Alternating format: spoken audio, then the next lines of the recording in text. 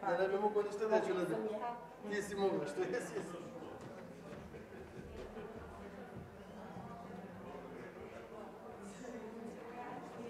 Pa fino smo se čuli sve što smo pričali na YouTube. S ovoga mikrofona. Ali izrazat ćemo poslije.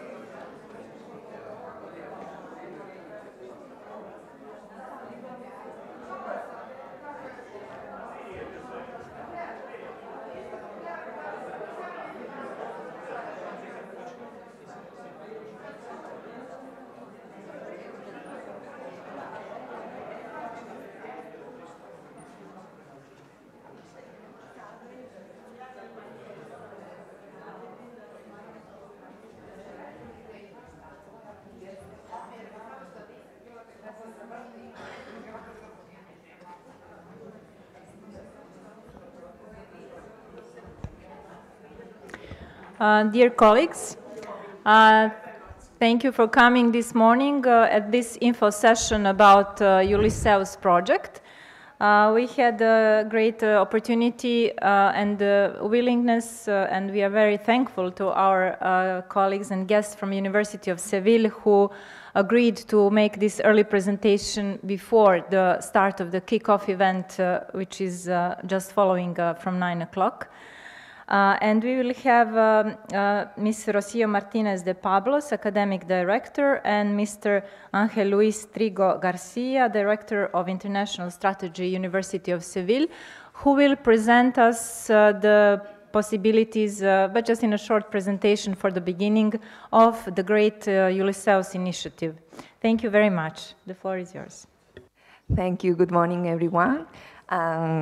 And yes, thank you to stay here today so early and to give us the opportunity to introduce you what is this project, what is Ulysseus. This is not something new, something that we have created in University of Sevilla with other universities. This is a European initiative from the European Commission that with this initiative they try to transform the European higher education area. This European university are transnational alliance, that means different universities from Europe that work together to the same project to build a new European university with Erasmus Plus funding. This is the main message of the main important thing. This is something that we are working on Europe, trying to transform the European higher education area. After 3 calls, we are now 50 European universities with almost 500 higher education institutions involved. That means near 10% of all the universities of Europe, so it's not that much.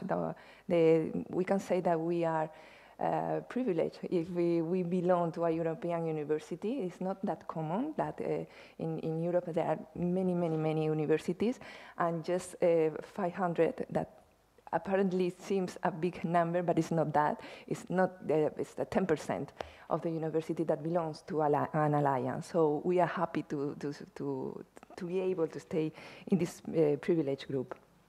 One of these European alliance, European universities, Ulysseus. Okay. Why Ulysseus? Why we have chosen this name? Ulysses, you know, is the Greek hero that have this amazing trip full of dangers, full also of adventures.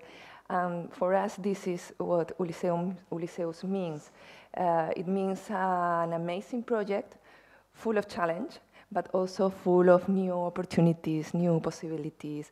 And that's because we merge these 2 words, Ulysses, with European universities. That's Ulysseus, okay?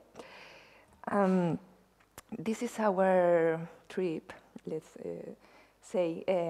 We have a step 0 of thinking and applying to the call. We have the step 1 in which we have design, co-create the main ideas of the university, and we have launched also some pilots. And now we are here in the step 2. We are not a project anymore. We are now a real university, a real European university. So it's a phase of consolidation. And we have other many steps further. This is the alliance. I'm going to introduce you what is now your European university. Universidad de Sevilla is in the south of Spain and is coordinating all the alliance. We have also Université Côte d'Azur, that is in Nice, in the south of France. Università di Genova, that is in Genoa, in the north of Italy. The MCI is the Entrepreneurial School of Innsbruck, that is in Austria. The Technical University of Košice, Tuke, that is in Slovakia, in Košice. The Haaga-Helia University of Applied Science, that is in Helsinki, in Finland. The University of Münster, that is in Germany, and finally the University of Montenegro, that is here. We think this is one of our strengths. We are 8 very different universities. One of us are big, others are smaller, some are very new, others are very old, with a lot of tradition, in very different regions with different levels of economic growth, competitiveness, innovation, performance, employment rates, and with 8 different languages. So we think that this is one of our strengths, and the European Commission also thinks so. So they give us this project. And this is the way in which academic work, in which Ulysseus works, something that we call an innovative ecosystem. An innovative ecosystem is a way to work in which different actors work together. In this case, academia, but not just academia. Normally it's the way that we work, just the university. In this case, it's academia with the industry, the business, working together with the government. This is the 3 helix, but we also include the society. This is very important in Ulysseus, to include the society in our programs. This would be the 4th helix, but also that's something that is very important for Europe, the 5th helix, that is the environmental thing. So we work in this 5 helix innovation ecosystem. And those are our 5 key goals in Ulysseus. Challenge 1, modernizing university structures for more innovation and co-creation. The challenge 2 is contributing to the development of our regions and our cities. The challenge 3 is reducing the competence gap. The challenge 4 is toward a more inclusive and engaged society. And the challenge 5 is promoting mobility in an open to the world Europe. Regarding our first key goal, modernize our university, we try to do that using our campus, Ulysseus campus. We have 8 universities independently, but we work together and we also have a common campus. We have the central management office that is located in Sevilla, but also we have a digital platform that is physically located in Université Côte d'Azur. We also have, or are trying to develop a Ulysseus Student Association in Tuque, in Košice. And we have 8 innovation hubs, 1 per each university. And I can talk a little bit later about what is an innovation hub. The innovation hub at the center for co-creation activities inside Ulysseus. What does it mean?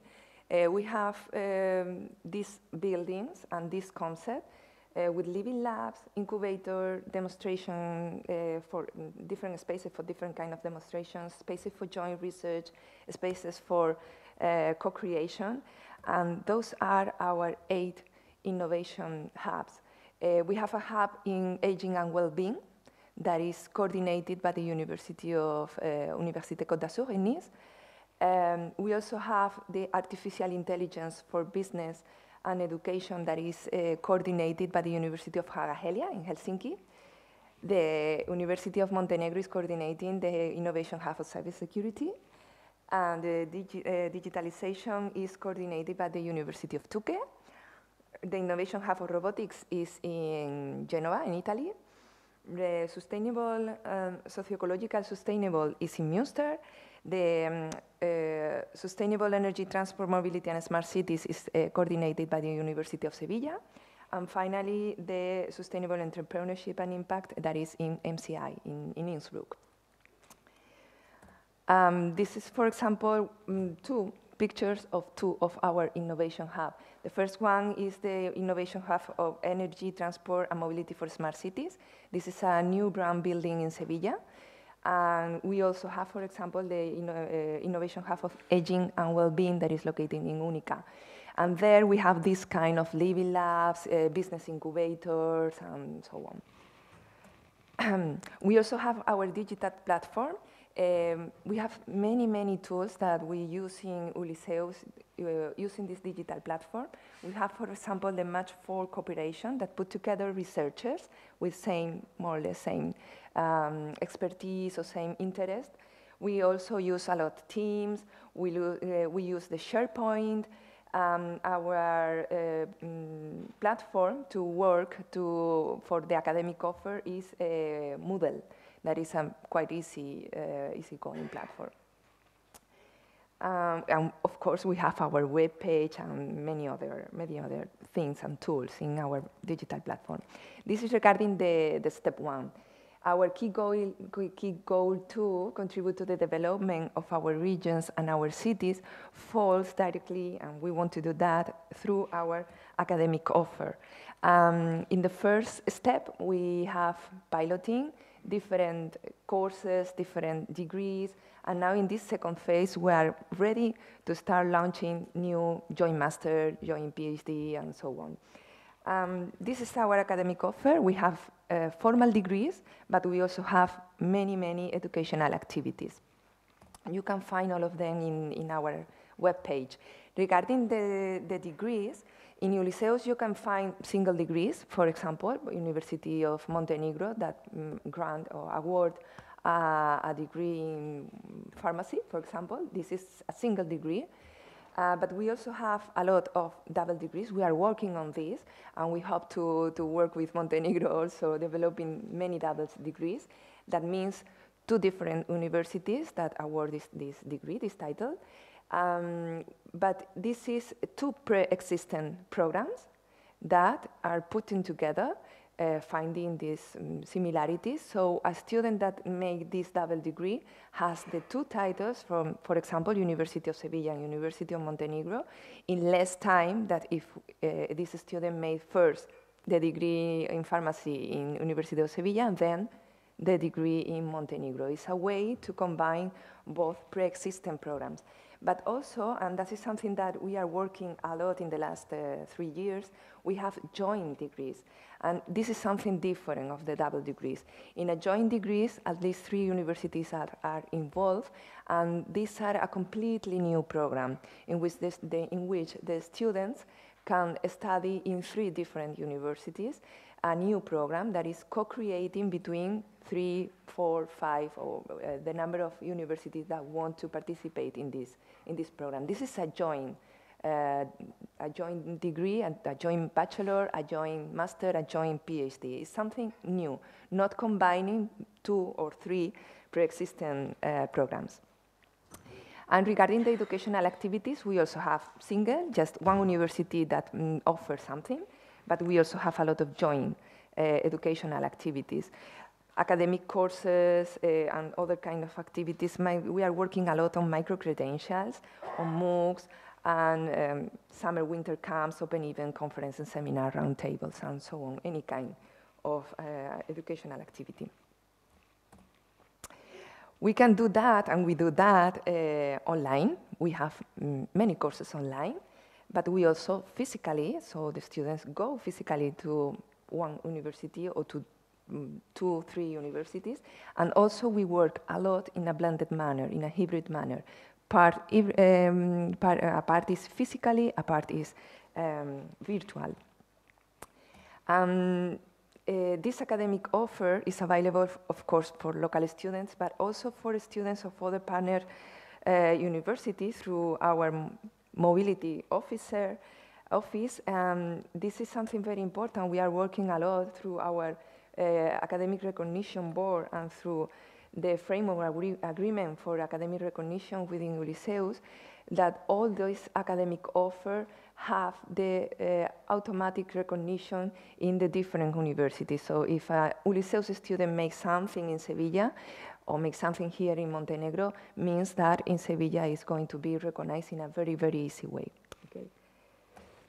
And this is our teaching method, always trying to be very innovative and following the recommendation of the higher education in Europe. Our teaching method is flexible and modular. This is something new with innovative pedagogy, in which internship and mobility is super important. We also work a lot on students' activities trying to engage, for example, the citizens.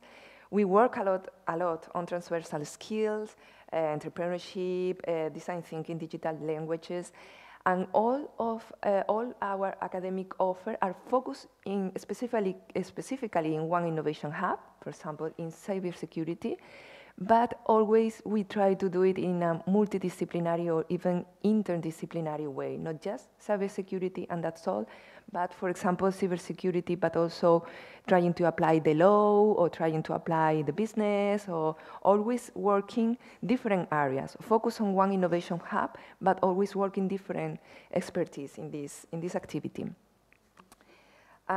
This is some examples of our not formal academic offer. We have a lot of short courses. For example, we have MOOCs. I don't know if you know this word. For me, it was the first time that I heard this word when I started working on Ulysseus. This is massive open online courses. We have also a BIP that is, for me, it was also a new word. BIP is a blended intensive program. So we have many MOOCs, many BIPs. And if you go to our webpage, you can find our list that is increasing every day of this kind of short courses. Regarding the degrees, we have a commitment with the European Commission for the application that we made in the call. We have to develop at least 6 European joint master degrees. Actually, it's 8 European joint master degrees, 1 per innovation hub, and 8 doctoral programs, 1 per innovation hub also. And regarding the double degrees, we are compromised to at least develop 1 double master, 1 double bachelor, and 2 co-tutels for each innovation hub. That means 8 double master, 8 double bachelor, 16 co-tutels. At the moment, we already have 1 joint master. This is not easy to create this. A double degree is easier, but a joint master is quite complicated. But we have now 1 master degree, joint master degree in sustainable energy, transport, mobility to build the smart cities of the future. This is already accredited by following the European approach. And we hopefully start this master degree. It's coordinated by the University of Sevilla next academic year. It's the first joint master degree that we can start working on. We made this master using the Europe funding of a project that is called CORIM. We are also working on other 4 different joint master's degrees, the one of sustainable management in life science and engineering, that University of Montenegro is involved in this master, using also funding of Europe through the project SMILE. The joint European master degrees in AI for business transformation. We are waiting for this accreditation because it's already sent it. The joint master degree in sustainable and responsible tourism. Also, the University of Montenegro, I think, is participating and collaborating in this joint master using COMAI. Using EMFORT, and the joint master degree in cultural heritage, preservation and restoration science, coordinated by the University of Genova. And regarding the double degrees, we already have 11 double degrees signed. This is easier because we always use this framework for a specific agreement. We have this template, so it's very easy within Ulysseus because we have all agree, all the partners, all the university agrees in this framework. So it's very easy to fill out and to have a recognition between all the Ulysseus. So we already have 11 double degrees signed and other 8 in preparation. Okay. And we also have doctoral programs, so we are working on doctoral programs. For example, the joint doctoral program in energy, transport, mobility for smart cities, doctoral network on aging, and the doctoral network on tourism, art, and heritage. This is in preparation. We don't already have this program developed. This is academia. Of course, the university is academia, but we also work in research. University has academia, the academic offer, and the research. We also are working in research. We have different activities, different material that we have created. And now we have these new trends in research. This is a foresight report that our advisory committee radar give us last summer with the new perspective, the new opportunities, the new possibilities that we have in research. So we are using this report with all these new opportunities in Europe to start working with research and start creating this network between our researchers. We have actually 14 webinars on Innovation Hub related topics. We also has developed 6 researchers weeks. And this is the key goal 2 regarding our aim 3, reduce the competence gap. We are organizing, if you go to the webpage, and this is for me something amazing, we have 8 different languages in our webpage in different kind of courses, self-paced, with synchronous or with teacher or by your own way. We have 8 different languages, but more than 10 courses in these languages. We also have 12 courses on digital skills for teachers, digital skills for students, digital skills also for the staff. So this is our main 2 activities regarding this, trying to reduce the gap between our people. Aim 4 is enhance the knowledge and practice in the European values. And for that, we like to involve, as I mentioned before in the 5 helix picture that I show you, We like to involve and to engage citizens in Ulysseus activities, the elder lives. We have open classes. We, of course, participate in the European Researchers' Night.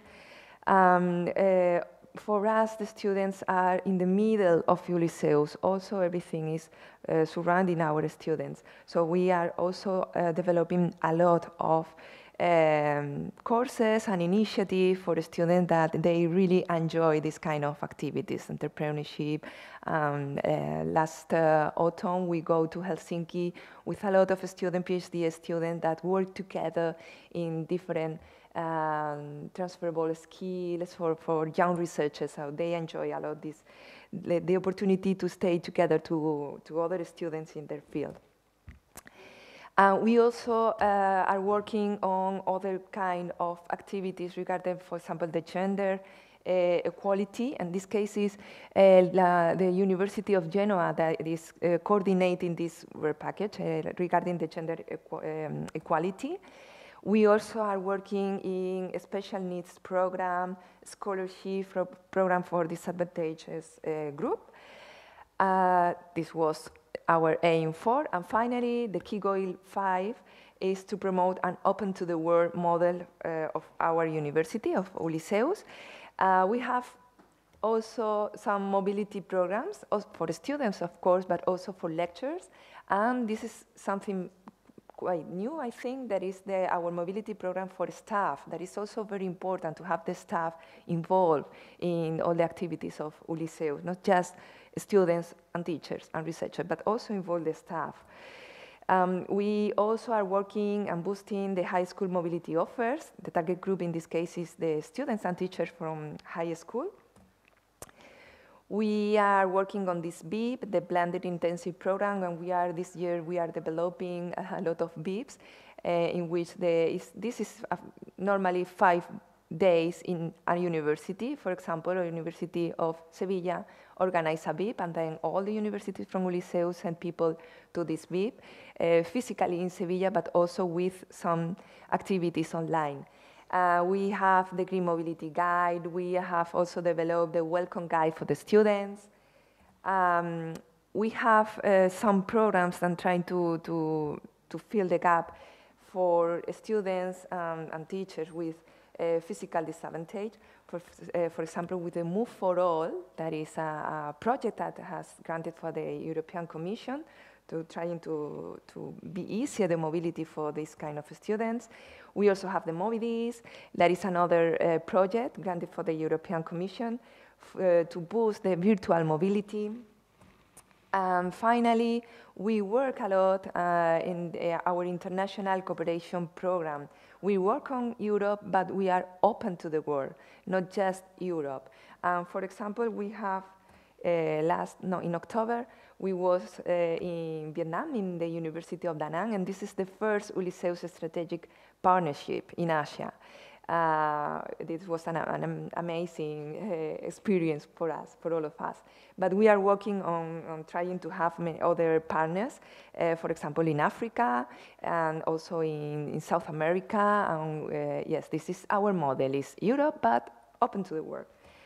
We have, for example, other program that is really beautiful. That is this NIMA project. That is, we are working on Africa, on trying to help with the higher education in the best way to use the food in this kind of countries. This is a very beautiful program, I think.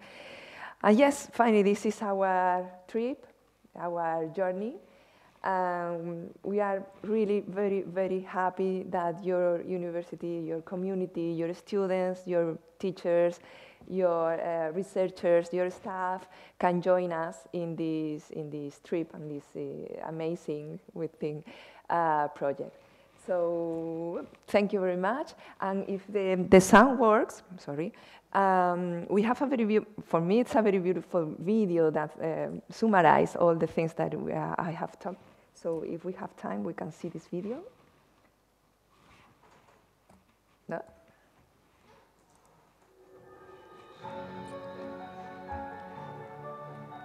Welcome to Ulysseus, the European University for the citizens of the future. international, open to the world, entrepreneurial university that will shape Europe's future. It is built upon 5 key goals, lined up with today's main challenges. These goals will help us to prepare European citizens for an increasingly changing and demanding society. Ulysseus is also our alliance response to the challenges coming from many different levels, from European to local. This process involves the generation of a both territorial and digital innovation ecosystem. We have built a community that will contribute to the modernization of our institutions, connecting Europe and gathering the best of each region, because diversity is at the heart of our project.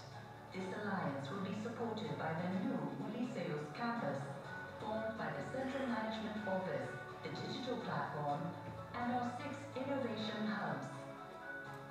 With this structure, we can guarantee a democratic governance, characterized by multiculturalism and a strengthened open education and open science system. Innovation hubs will be the center of gravity of our partners' collaboration. It will help us to develop solutions for specific challenges, turning ideas into reality. This alliance will allow us to overcome the greatest challenges of the century, leading innovation in the most demanded fields of the future.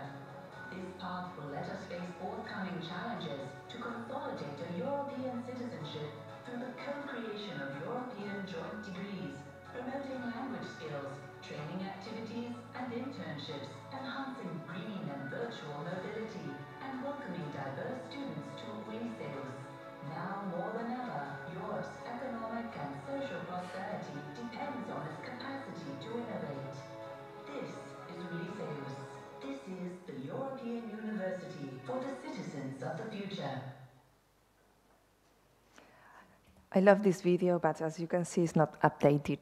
So we are working on now in the digital platform is working on that. So thank you very much. I leave you with my colleague, Ángel Luis Trigo. He is our Director of International Strategy, and he's going to explain you more or less your possibilities, the new opportunities, and he's going to summarize, for example, in Sevilla, what we are doing and the opportunities that we are having in participating in this European university. Thank you.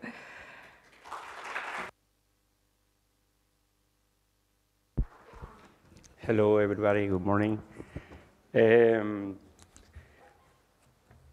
I'm smiling because I have I wrote the two scenes. After the video and after seeing the smiling Rocio's face, I have a question. Are you in? So when Rocio is speaking, you can feel the passion and the emotion that how is she living the Ulysseus experience. It's something that we have to take in mind because this is something new. Ulysseus is a lab. This is the space for made our experiment. When Rocio was starting the presentation, her presentation, this said Ulysseus is a project. It was the beginning of the concept of the European Union to put there this Ulysseus is a project, but it's something bigger, and this is the future of the European universities. So this is the thing we have to keep in mind, that here in Ulysseus we are creating things, creating future things. This is our commitment with the society. University is here to create new things for students and for citizens for future. You see all the works related with the innovation hubs, following the European Commission advice is sustainable energy, green energy, city of the future, smart cities, the compromise with the disadvantages. We are creating the new society. So this is a great, great, great opportunity for us, for academia, for staff, for the people that are developing the university. So we are very, very grateful and happy to have that incredible opportunity in our lives. And now you are joining us. We are joining you. So this is a mix of all the contributions, co-creation. This is a word we keep in mind always when we sit around a table and discuss everything. We are co-creating in a collaborative way. This is important. This is Ulysseus DNA. So this is an opportunity, this is a challenge, but this is work. Work that someone has to do. And there are the people. You are here for working. And I'm here for working. So this is not about to put a label and say, I am a Ulysseus member and to go around for the city. It's for working. But this is a very, very passionate work. This is the experience. We have 3 years involved in this commitment. As Rocio says, she's more related with the Ulysseus scenes. I am related with the University of Seville scenes. But at the end, all are mixed. If you see our delegation is composed for 30 people. 30 people coming from the University of Seville involved in Ulysseus. But they are vice-rectors, directors, staff, academia. When we were in Danang, we were there with more than 10 researchers and professors that we try to involve the people step by step. At the end, the people is the important thing. Ulysseus is a people-centered concept in developing the university. So there is not a project, there is not a space, a closed space only for the Ulysseus people that are working here in Montenegro. This is something that for the University of Montenegro, for all the people working in the University of Montenegro. We said, I said one thing in one of our meetings, Ulysseus is University of Seville, University of Seville is Ulysseus. This is the concept that we keep in mind always. Now, when we are talking about the University of Seville, we are talking about Ulysseus and vice versa. So this is something that we have to keep in mind and to remind every day when we are wake up and say, I have to work for University of Montenegro, Ulysseus, University of Montenegro, because we are creating the future. And this is something amazing. This is all my contribution. Thank you very much.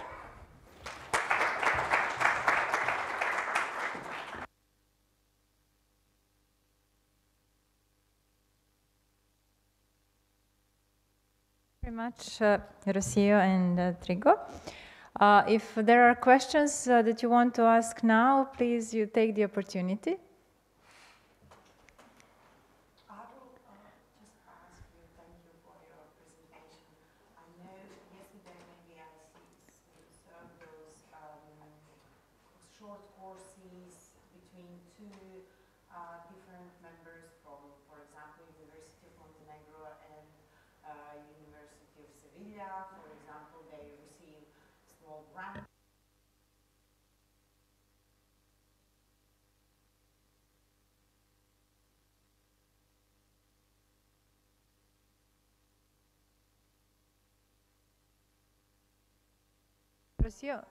Rocio, sorry, you can talk from here so that people who are on YouTube.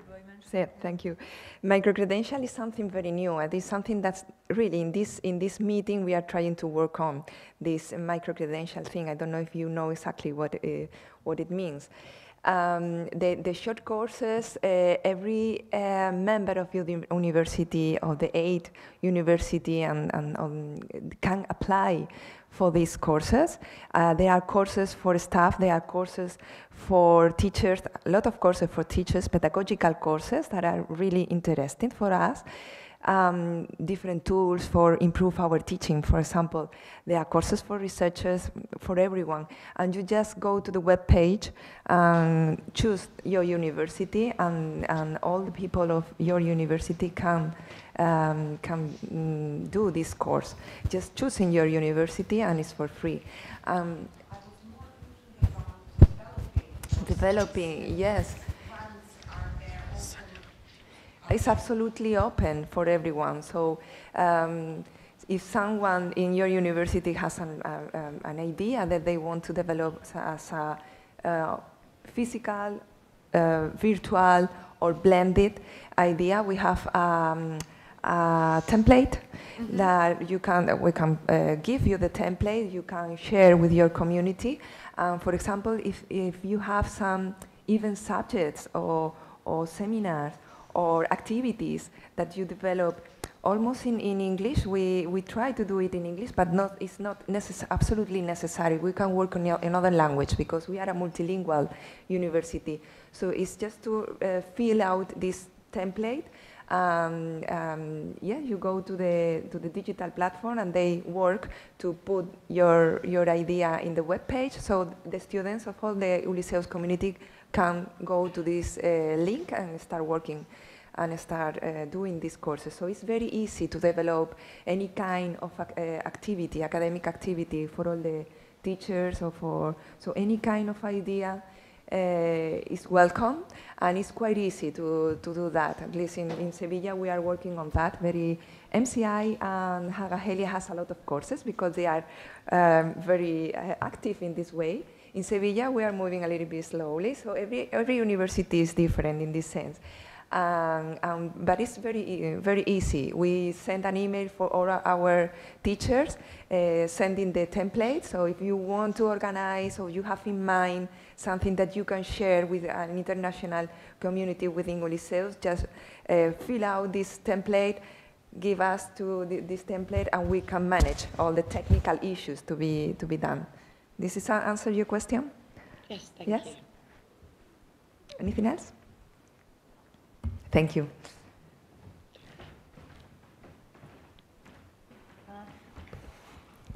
Imamo li još pitanja?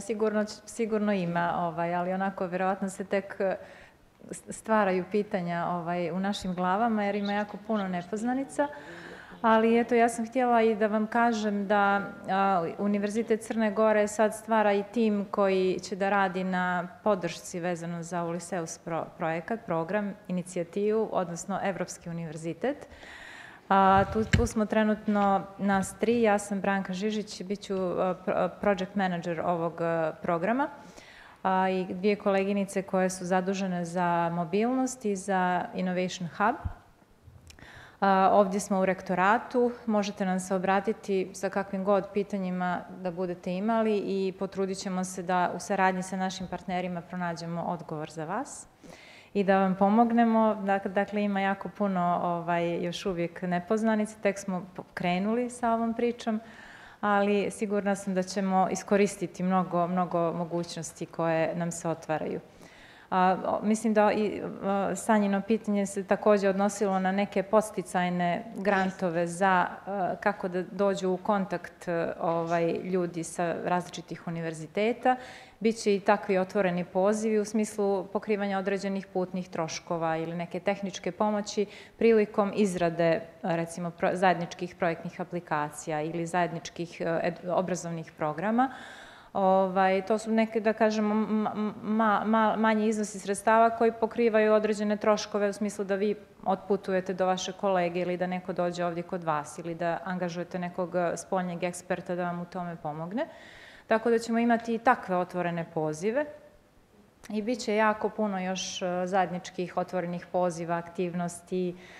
Trudit ćemo se da popravimo diseminaciju, da sve to bude prisutno i na našem web sajtu, ali svakako, znači, platforma Ulysseus treba da nam bude onako važna adresa koju često posjećujemo i gdje pronalazimo i mogućnosti za nas, za naše studente, pa čak i za građane. Dakle, svi ovi kursevi koje ste vidjeli da se nude na ovoj digitalnoj platformi, oni su otvoreni čak i za građane ne samo Crne Gore, nego i svijeta, besplatno.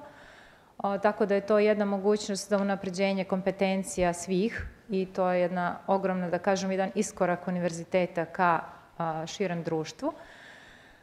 Tako da, eto, znači mislim da će biti jedna kreativno putovanje svih nas, produktivno nadamo se i mislim da će vam možda biti interesantno za početak da pogledate ovaj dokument koji je bio u Rossinoj prezentaciji vezano za istraživačke i inovacione kapacitete partnera.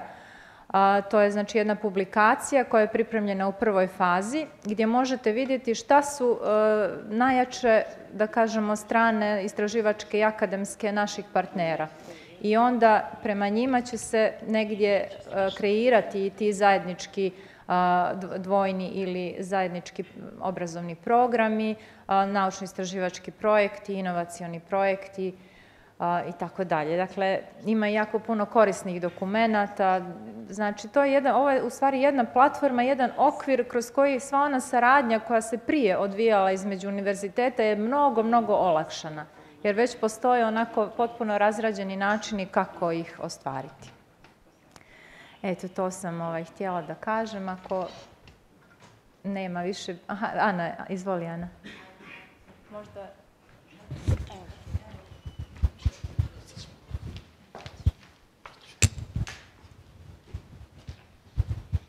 Okay. Just as the Erasmus Plus coordinator, institutional coordinator, I would also like to add that with all the partners in Ulysseus, we will sign the K171 Erasmus Plus agreements for exchange of students and staff. I know that we all know that Erasmus Plus is a very popular program and it's very good for establishing first contacts, for providing opportunities to visit the partner institutions, also to receive students and staff. And in the future, beginning from the call that will be closed now at the end of February, our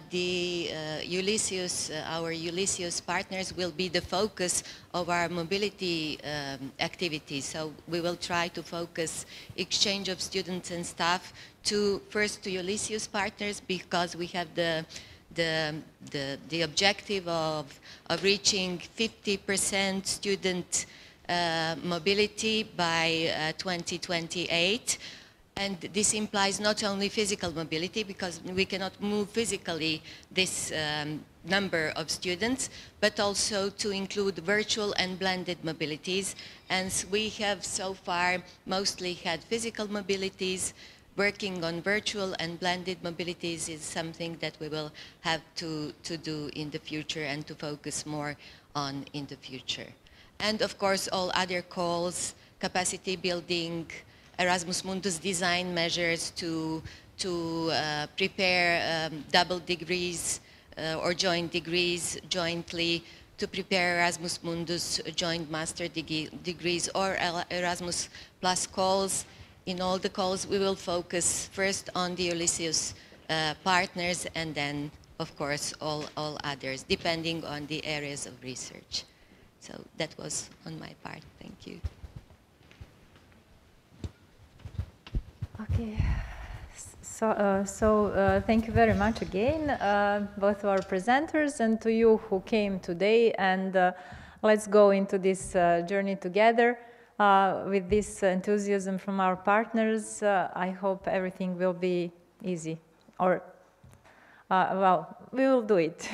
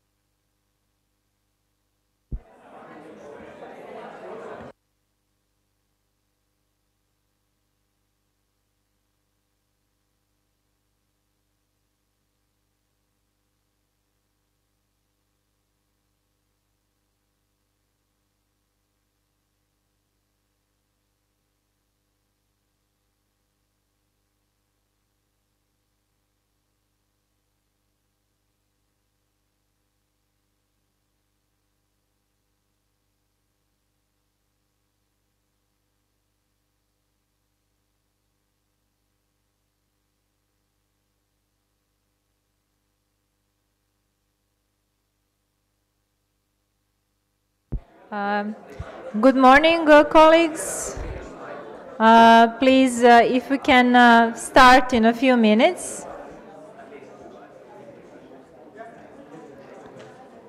Please take your seats.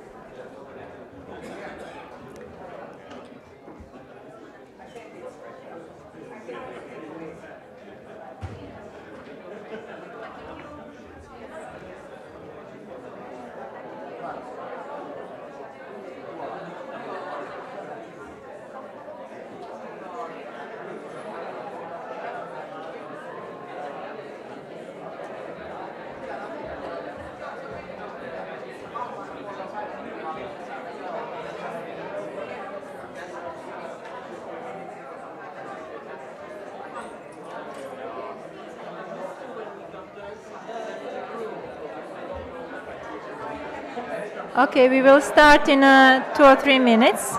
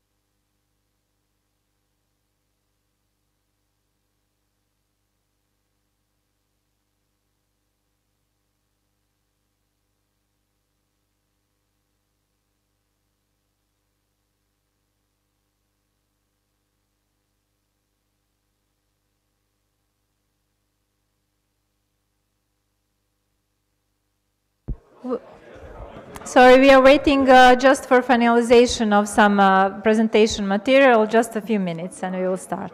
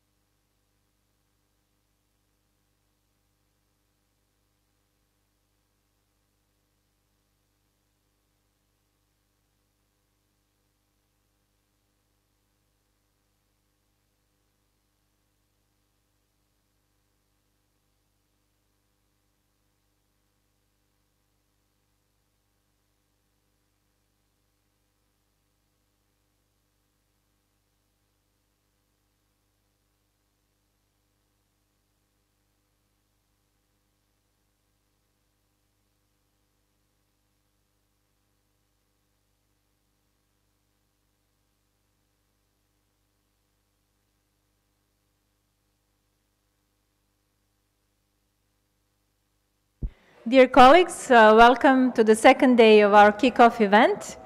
I hope that you had a nice, that you had fun last evening in the social event, and that you had a good rest, and that now we can continue with our second day.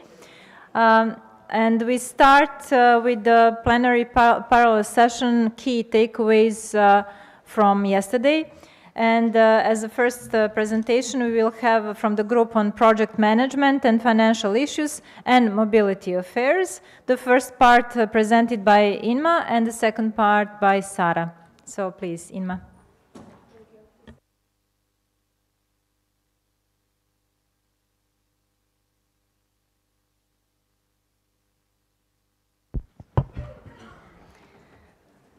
Well, hello, good morning, everybody.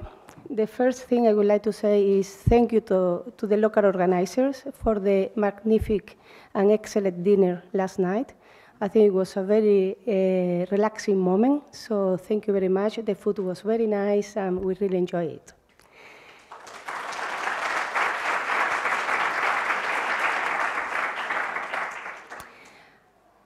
Concerning the parallel session, that was a very interesting gathering because we put together project managers, financial officers, and also mobility officers. Because one of the weaknesses that were identified during the preparatory meetings is that it would be interesting and useful to know what is the role and responsibilities of the different people involved in Ulysseus in terms of management. So concerning the strength, challenges, potential opportunities, and next steps, concerning the strength, one of the takeaways that we identify is that there is already knowledge in place. So we want to learn from the first phase of Ulysseus. There was a SWOT analysis, an analytical report prepared last year. So we share some of the insights. We will try to improve, especially the weaknesses. But we will build on the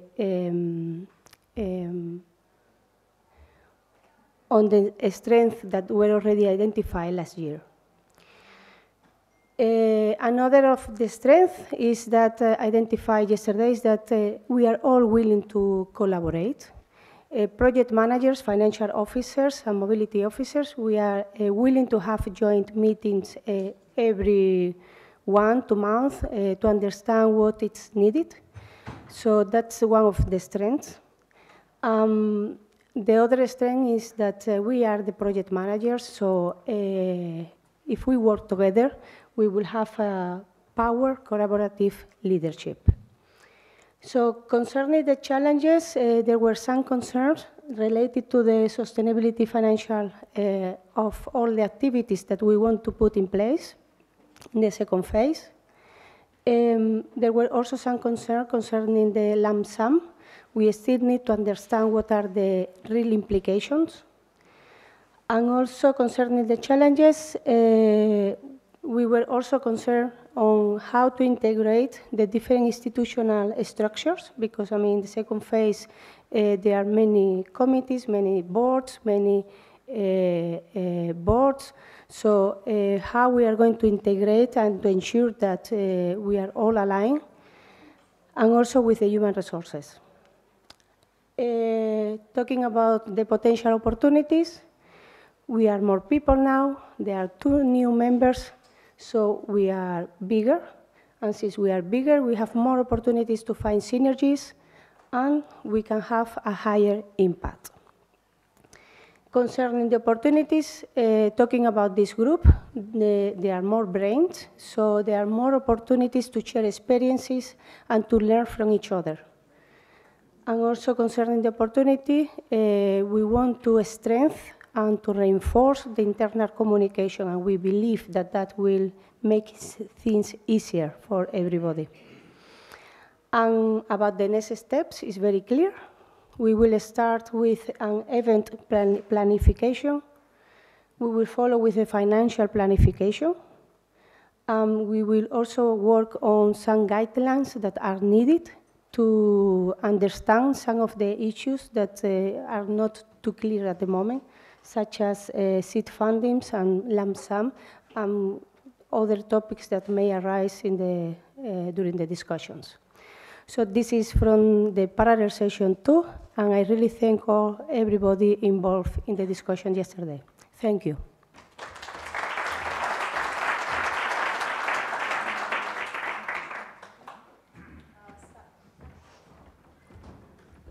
Sarah, please present us about mobility issues.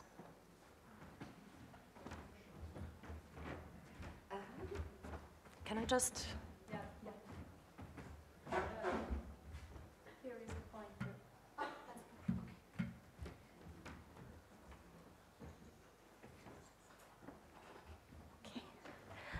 Good morning, everybody. I am very happy to report the learnings and outcomes from our mobility-specific 1-hour session yesterday.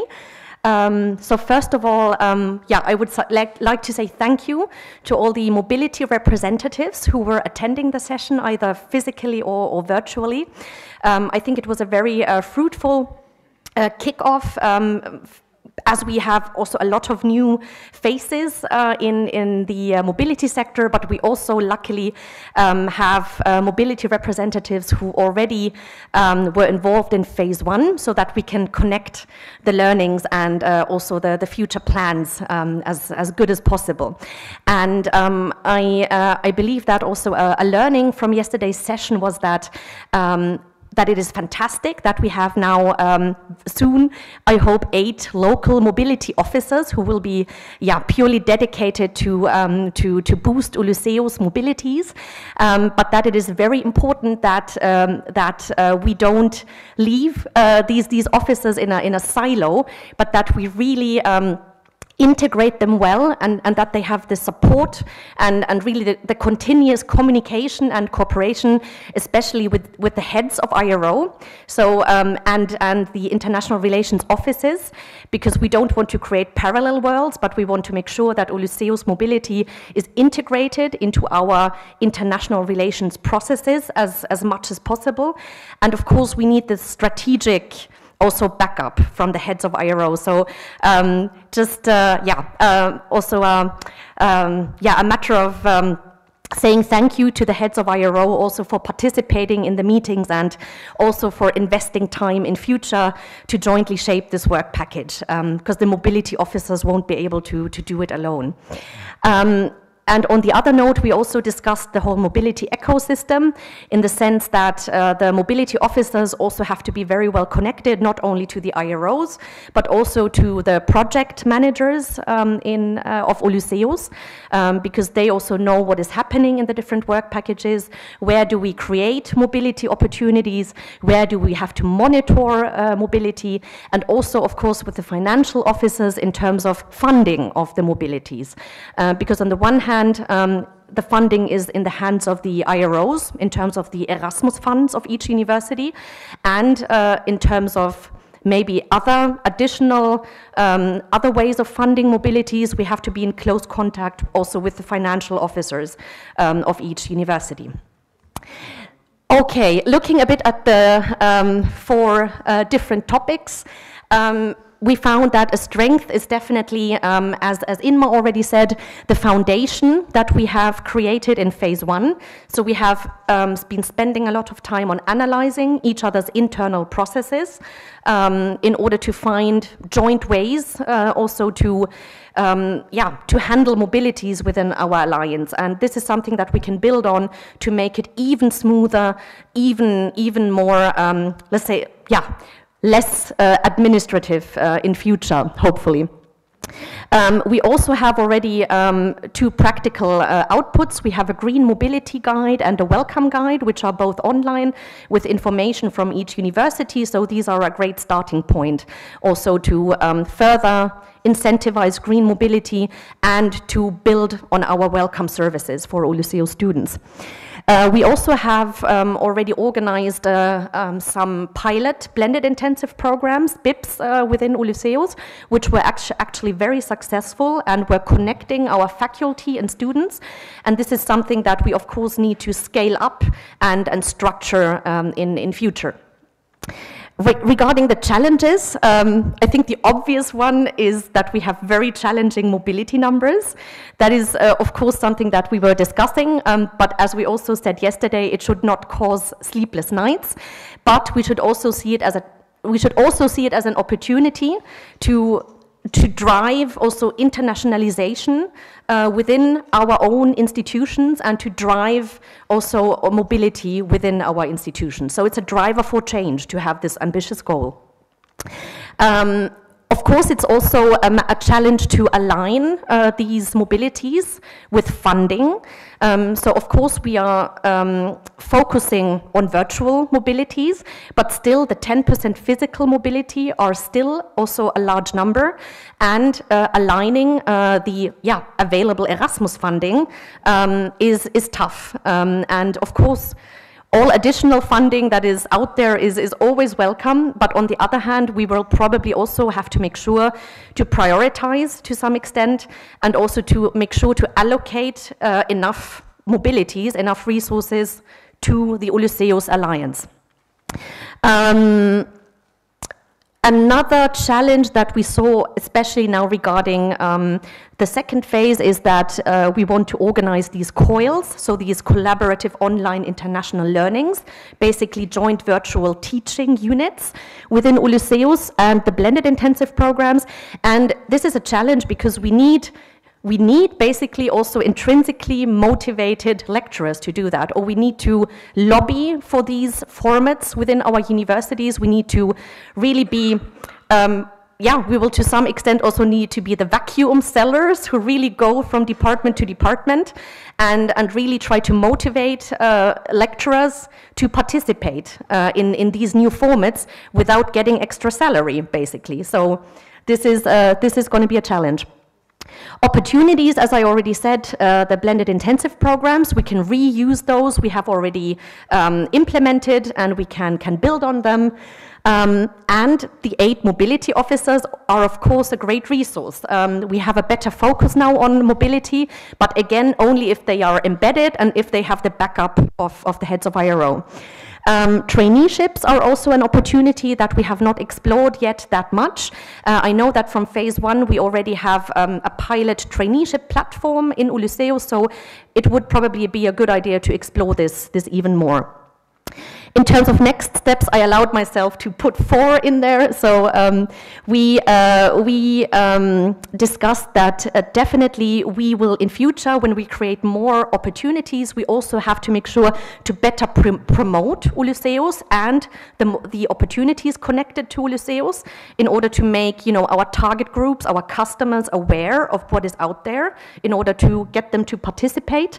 We also want to create a joint calendar and process for blended intensive programs for better planification, to plan also the funding correspondingly.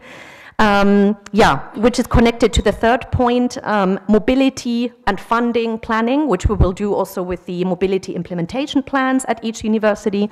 And last but not least, it will, of course, now be a challenge that we have a new team, we have mobility officers, we have also people, new faces. So we need to create a very good flow of communication between all the key actors. Okay, thank you so much for your time.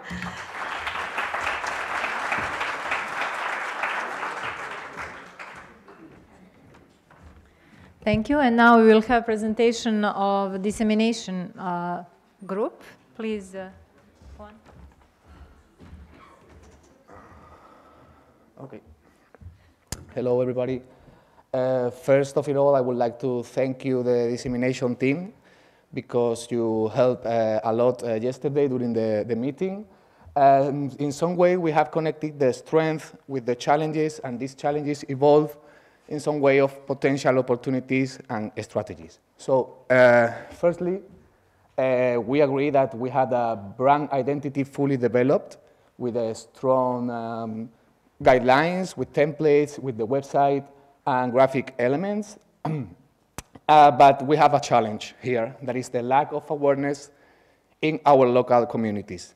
We all know that we need to improve this awareness in our communities, so it is an obvious challenge. Of course, we have a strong and professionally looking website and strong social media channels, but, and I spoke with Carmen about that, I remember in Genoa, our website doesn't reflect a real university right now, so it looks more like a project, a European project. So our challenge is to change the website, and we have a new structure work in progress, with a new structure, new content, reflecting this university, not a project. Of course, we have good functioning of dissemination events, like this one. We publish press releases, we publish a lot of posts. The rest of the universities share this post, but we need to create more engaging content, more news, more marketing actions to improve, of course, again, the awareness in our local communities and to have a dissemination of Ulysseus the whole year, not just during these kind of events. The awareness, we detect that we have participants in Ulysseus actions. We have students who went to the Entro camp, for example, in Helsinki, or who went to the European Student Assembly, and this year again they will go. We have researchers who participated in the Researchers' Weeks. So we have participants that could be the best ambassadors of Ulysseus, because the rest of the students, the researchers, the staff, the non-academic staff, the academic staff, could see people similar to them explaining why Ulysseus is useful, how Ulysseus helped them to improve their knowledge, their skills, or everything. So we decided to create some kind of social media videos with students, researchers, recorded by mobile phone. We don't need really big things to create these videos. Explaining this, they are going to be explaining to the rest of the stakeholders how Ulysseus is working and how Ulysseus could help them.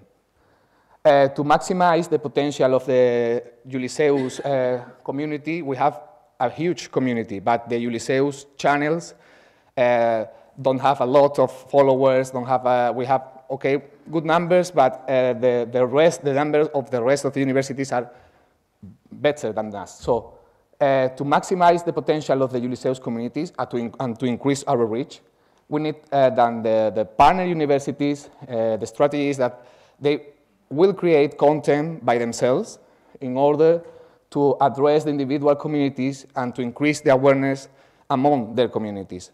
It's not just to share the content we create, it's create content by themselves, trying to integrate the Ulysseus strategy in their strategies in some way. So this is a work for everyone in the community. And finally, we decide to establish a more collaborative work among all the members. And we have 4 elements where we can do this.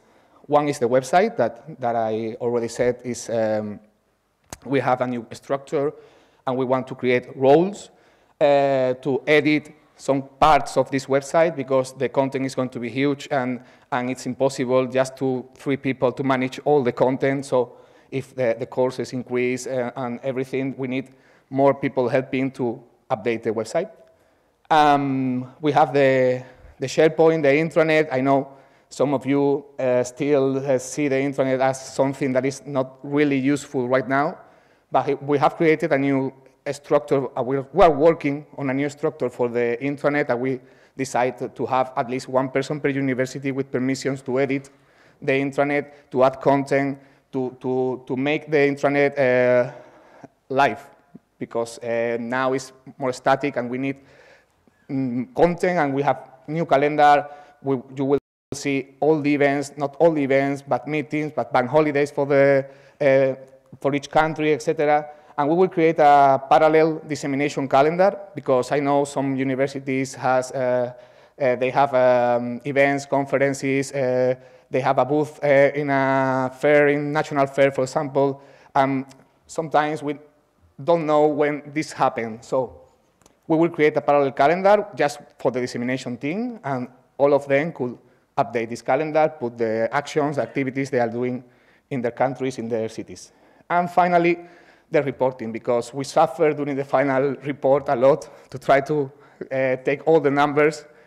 And we decided to have a quarterly meeting with all the dissemination officers from each university in order to present our numbers from our channels, the social media channels, the website, the press releases, the impact in media from Ulysseus, that is under our control.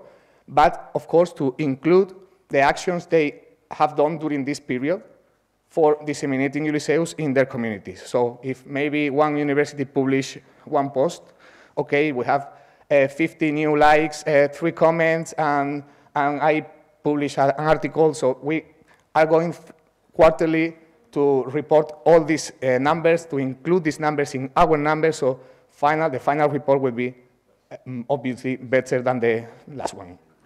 So I think that's all, and thank you so much.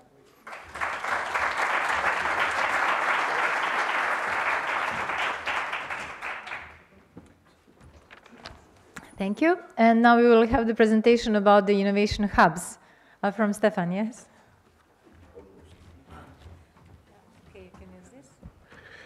Well, dear rectors, vice rectors, colleagues, and friends, thank you for being here this morning, despite this wonderful, very energetic night we had, and thank you for to University of Montenegro. It's very important also to have this very energetic and tacit relationships. Just a few words about this parallel session. From my point of view, it was really productive. We shared a lot of discussions, and we shared a vision. And then we saw also all the diversity that exists within our innovation hubs. We were more than 20% attending this session, with, of course, each university represented, either by an innovation hub manager or CSO, and experts, and involved person. But let me make a breach in the protocol.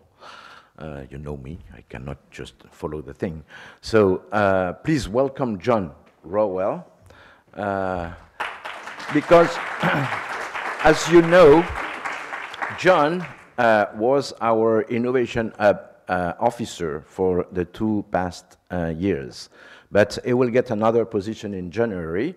He will stay in the perimeter of Ulysseus because he's now joining a research lab in Université Côte d'Azur, a big, large lab which works on cancer and aging. So this is why, of course, we hope that John will be still involved in Ulysseus. But since sharing is caring, yeah, okay, yeah. I will let him present what we have done. Thank you. Thank you. Thank you, Stefan. So, yeah, yes, indeed, it seems almost like a changing of the guard in the innovation hubs, going from the from Ulysseus 1 to Ulysseus 2. So the meeting, as Stefan said, was extremely informative because the majority of people there were actually either new, even through days. I think Marina won the award for the youngest person in the innovation hubs being 3 days old. So it was extremely informative to actually hear from everybody and actually to link. And I actually think that that brings into one of the first strengths of the innovation hubs, which is over the past 2 years, we have really cultivated a strong culture and strong connectivity between us. We would have meetings every 2 weeks, and these meetings were probably the most productive 1 hour of my bi-weekly process. So I think one of the main strengths we have in our innovation hubs, which is due to the structure and to the individuals in it, is we were always talking to each other and sharing information, best practices. And it's something I would really encourage the new guard to continue and to foster and to be open to it, because it makes life a lot easier. One of the other main strengths which is coming out, and this is purely due to the new guard, is the sheer range of competencies we're finding in the innovation and managers and the CSOs, from expertise to developing innovation within the research infrastructure, to people who evaluate Erasmus Plus applications, national contact points for Horizon Europe and EITs. We have now got an extremely broad range of competencies within the Innovation Hub. It is not a copy-paste in each place, but together it's going to be an extremely potent team for bringing research and innovation to impactful societal change. And again, The strengths of the Innovation Hub is, in fact, the thematics we have chosen in the Innovation Hubs themselves. They are still extremely relevant. The new changes, the slight deviations are going to be extremely impactful, and we really need to remember this and keep focusing on it and moving forward. There should be a reevaluation. The evolution of the thematics needs to continue to keep us current and up to date with what is needed.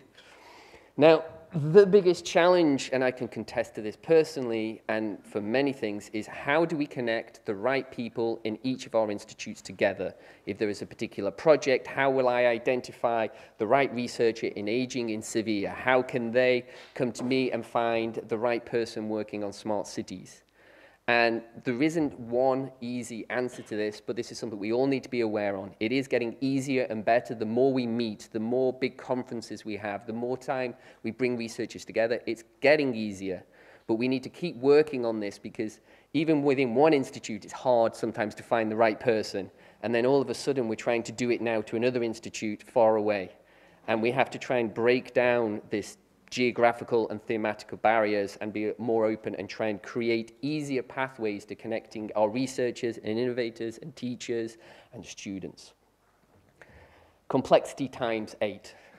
What we're trying to do in the Innovation Hubs isn't always straightforward. The ideas are there, they're nice, they've got a great direction, but actually how we implement them is difficult. It's going to be different in every single location on what we have depending on our local resources, what's already established, and how well you can connect them. And then we're doing that times 8. This is a challenge, but like all challenges, I always see it as an opportunity. And I'll get to that in a minute. But, and then the other challenge is survivability. We decided it wasn't sustainability. We need to survive as innovation hubs. We need to find funding mechanisms, particularly for after this funding cycle at the European level. How can our innovation hubs continue? Is it going to be through our institutional support, national funding, international funding, through returns on investment for startups, startup capitals, intellectual property? There is a magnitude of mechanisms that we could bring in, but we have to start focusing on this now. We have to really start to bring up a portfolio and a pipeline of funding and financial opportunities to continue the great work we're doing on our innovation hubs. So this goes on to opportunities, funding opportunities. We have a lot. We have thematic focus. We have huge critical mass throughout our whole alliance. We really need to use satellite projects. They've been extremely important to get things done, and this is going to be one mechanism that we are going to find money to continue the activities we have in our innovation hubs, and we are well placed to get it. Moving on, finding a use of best practices. Again, linked to the challenges. A challenge is just an opportunity reworded. We have, between all of us, fantastic best practices, whether that's every 6 months having a call for innovation startups in Turkey, whether that is looking at how you build living labs. Between all of us, we have all the tools, but we need, and this is a great opportunity to actually share and learn from each other. So I would say that's a strong opportunity. And then another opportunity is we actually need to open up the caption area of our innovation hubs. We are still developing them in our local ecosystem. We need to open the access to our innovation hubs, not just within the UC Alliance, but beyond. I think the golden objective is we want to be a European innovation hub. We want to try and build aspects like the error hubs. We want to actually have a larger impact beyond. So we need to think about how we can start to open up our innovation hubs to have a larger impact. So moving on, I'm trying to go quick, which is rare for me. The next steps and strategies. One of the most undervalued and underleveraged aspects of the first phase was the innovation hubs, and that's as much my fault as anybody else's. We did not fully leverage our associate partners as much as we could have or should have. And we should really start to bring our associate partners into the pathway and into our mechanisms of our innovation hubs. They are an asset. We can help them, they can help us. And we need to strengthen this interaction. And to go beyond that, we also need to find partners in larger, huge consortiums. There are many initiatives in Europe which we could be mutually beneficial to work with. So these are two aspects that the innovation hubs should go forward. Thank you, Marina. Another aspect is again linked to satellite projects and funding and infrastructure, which should be, we can apply and we should apply again. We've already done it looking at the Up Era application. We should look at other mechanisms that we can find funding to support the activities in the Innovation Hub. We are already aligned with the European goals. We have thematic interest, we have the infrastructure, we have the critical mass. We need to try and use and follow the directions Europe is giving us and use some of this funding to actually drive our activities. And then the final one, which is called Innovation Mindset Training, or we all wanted to just call it Marina.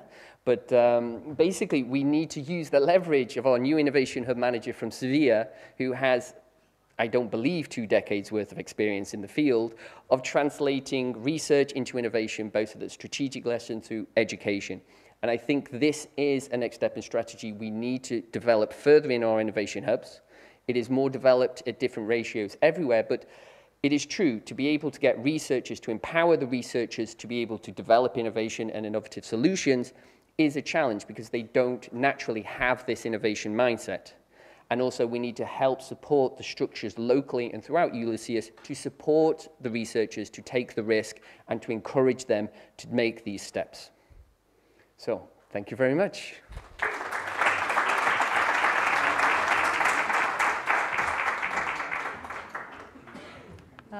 Thank you, John. And the next topic is Ulysseus Higher Education and Pedagogical Ecosystem.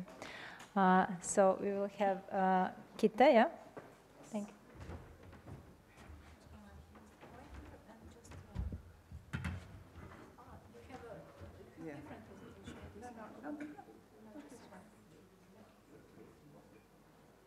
No. This is one, yeah, there was no picture of us, but I swear we were there. Okay, we had a very active group, maybe 15 people on site and then 6-7 people online. And we had gone through the SWOT already in the preparatory meeting, so I don't put time for this, just to explain that the strengths are related to human resources we have. Sorry, let's try with this because people are following on YouTube, so just okay, how? Like this, okay, and I don't shout like yesterday. Okay, so the strengths are the people. We have high quality research-based education and teaching staff. We have strong expertise and know-how in co-creating the new joint offers, and we have willingness and motivation to provide new educational offer. So these are our strengths. And the potential opportunities are related to the offer that we are having in Ulysseus, so possibility to award either multiple or joint degrees, and this is related to some administrative issues that we need to tackle. At least in some of our partner universities.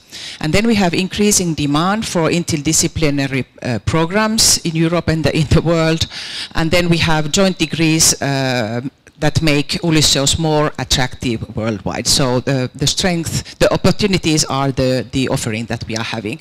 But then in the workshop, we divided people into three groups. And then the 4th group was online. And then the challenges we made in form of questions, and each group took one question, one challenge, and made it to next steps and strategies how to tackle them. So and then the online group were chatting with each other, and they gave also us some ideas. So the first challenge was how to enhance coordination of student administration and with whom, because the joint student administration is an issue, and we saw that during the first 3 years, and we are going to work on that. And the group gave some ideas how to tackle them, that we might do a handbook or some guidelines of Ulysseus administration, and then to translate it to national languages, so that also people who do not know English at least will know how to work with Ulysseus with these issues. Then mapping major issues related to administration would help us to understand, and of course we need close cooperation with digital platform, which is obvious. And this is what we are doing, of course. Then the second group was working with the question of how to integrate education and research more strongly. So one answer is that we have to break the silos to enhance the multidisciplinarity. And we know that this is really a fact in many of our partner universities and altogether in the Alliance. And then we could emphasize research-based education as a pedagogical choice because we have the student centers and innovative pedagogics already and some guidelines, but this research-based education could be one of the major pedagogical choices we are providing. And then one idea was that we could engage students into our satellite research project to take them as research assistants or something like that, so that they can start their career as researchers while they are studying. And then the third group was working with how to demonstrate potential gains of cooperation for academics involved in Ulysseus. So we could, for example, to have Ulysseus ambassadors. They can be students, they can be teachers, other staff. And then we could showcase the benefits of Ulysseus cooperation to academics. So the showcases can be stories, articles, they can be word of mouth, etc. So thank you, this was it.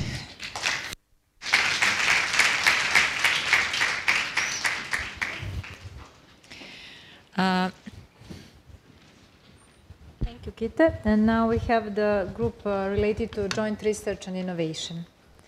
Yes, please. Do you want this one? Okay. So, good morning. Just a pointer. Okay. So, good morning, everybody. I would like to first thank to all the participants who participated in our group for their for the fruitful discussions and very interesting ideas that we are planning to implement during the next period of Ulysseus. So we have a short story how we worked. So we had 2 preparatory meetings, and we were trying to get information from our participants in advance about target groups we are going to approach during the building research teams, innovation teams, and so on, about the methodologies, how to approach them, about the tools that we are planning to use or we are planning to adjust, improve existing tools to be able to implement all the activities, and so on and so on. And after this collection, we have a discussion point to point about all the activities and planned tasks. And from these, we have generated a common takeaway notes for all of you. So I will present you the part regarding to the research, and my colleague Matthias from University of Münster will present you the second takeaway notes from the topic of innovation. Yeah, we know they are strongly intercorrelated, but still we have 2 different work packages, so we were organizing this like that. We were organizing this way. So the strength, first of all, we have already done a lot of things. We have established a match for cooperation. Thank you, Jean-Luc. We have several good experiences with organizing and meeting researchers on regular research seminars organized by MCI. That is a good practice. So we have platforms, tools that can be used also on the next period of Ulysseus. Then we were discussing, we really have an excellent research team at our universities. In different topics, at different universities, we have really good, excellent research team. The challenge is how to motivate them to work together. Usually these research teams, they have their own networks. And we have to think and motivate them to start at least to work, or at least to try to work together. There are several strategies for that we were thinking on. We will see which one will work. But one of them is that we will have to, or we shall include or focus more on young scientists. Young scientists usually doesn't have so strong networks. So they will probably more easily be integrated into research. In 5 years or in 4 years, when this project will be ending, from these young researchers, they will become slowly a seniors one. But that's maybe a strategy that we will use. What was also identified as a strength is the exchange of competencies between partners. I really believe that this project or this group of people here at Ulysseus are very open, and we are really sharing our experiences, and it's the same with the researchers. And that can be considered as a very big, large strength of the project. Regarding the challenges, there are several ones. But what we have been discussing is that we shall be more, or try to more profit from the wider program of European Union. That means that we have applied for 2 or 3 projects. I don't know the exact number. We had a discussion.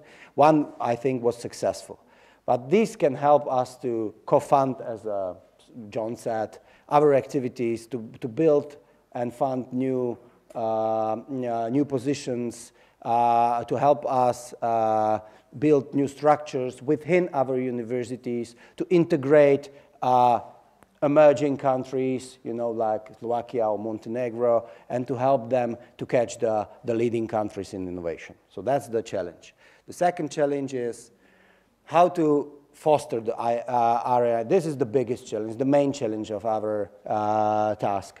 And there was a really strong discussion how to do it. And we, for the moment, came up to a conclusion that we will probably not be able to use one way or one approach on every university. We'll probably have to use different approaches at different universities, because only people at one university knows the structures, the processes, the organization the best.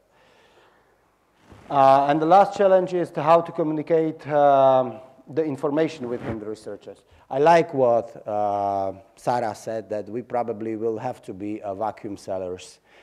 From the last 3 years period, I have learned personally that sending emails doesn't work. That will be a really challenge, how to organize, and that will be a big job for project officers at our university, at innovation hub managers at our university, and that's the effort we will have to take, otherwise we will not be successful. If we will just distribute emails to our researchers and put information on wherever, that will not work. Potential opportunities, as this is the research and innovation, so we shall be more focused on transferring the research into innovation in different ways. Capitalization of existing projects. We have proposed several projects. Some of them were successful, some of them were not successful. So let's learn on good practices and also on mistakes we made. Strength of associated partners. That's also, from my point of view, underused opportunity from the first period of Ulysseus. We had nearly 100 associated partners. We have to involve them more in our activities and use their benefits and strength in the favor of the project. And last, I'm finishing. Okay, sorry for that. You know, lecturers, when you have an audience, then you will talk. Sorry for that. Okay, so that we were more focused on the strategies than steps. So first strategy is to create a pipeline from Ulysseus seed funding. We are going to seed fund our activities, so we will use this as a strategy to motivate researchers to cooperate together. The second one is to go beyond the satellite project. We had more opportunities to not only to create project proposals, including each of the partners or many of the partners, but we all have other networks. So let's include our partners to our networks. That's the strategy. And the last, to develop a joint industrial doctorate and use all of the possibilities to co-create it and to co-found it. So thank you very much.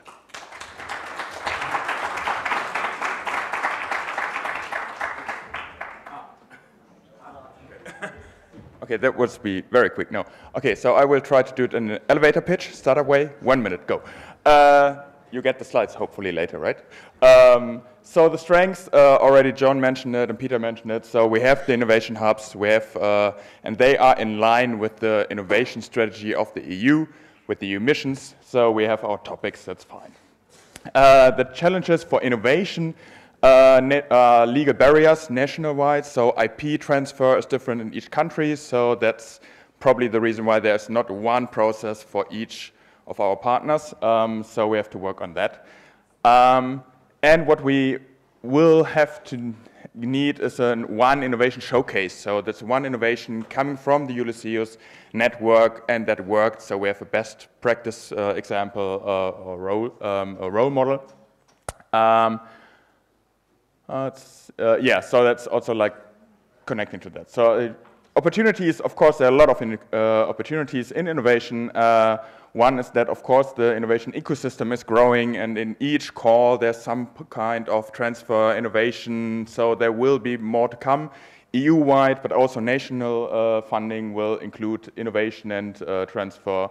And also, like, one opportunity is not just think of it like a startup being the next unicorn, but also from the education and social opportunities for innovation. And that's a different field, and that's also huge potential there. And so the next steps will be to activate the champions, which we already have in our network, but not probably branded as a Ulysseus champion. And as the other already said, we have the associate partners, and so we need to improve the cooperation with the companies, plan regular events with companies to really get to know them, they get to know us, and therefore foster the ecosystem of innovation and transfer from university to companies in this way. Thank you.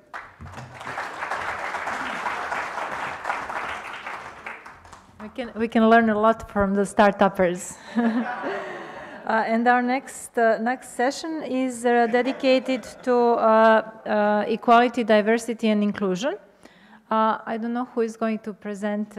Yes, okay. Angela is not here, so.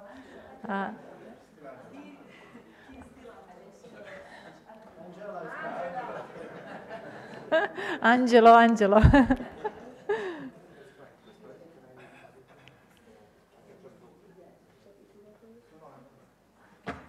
Sorry, your name, so I can. No, Angela is fine.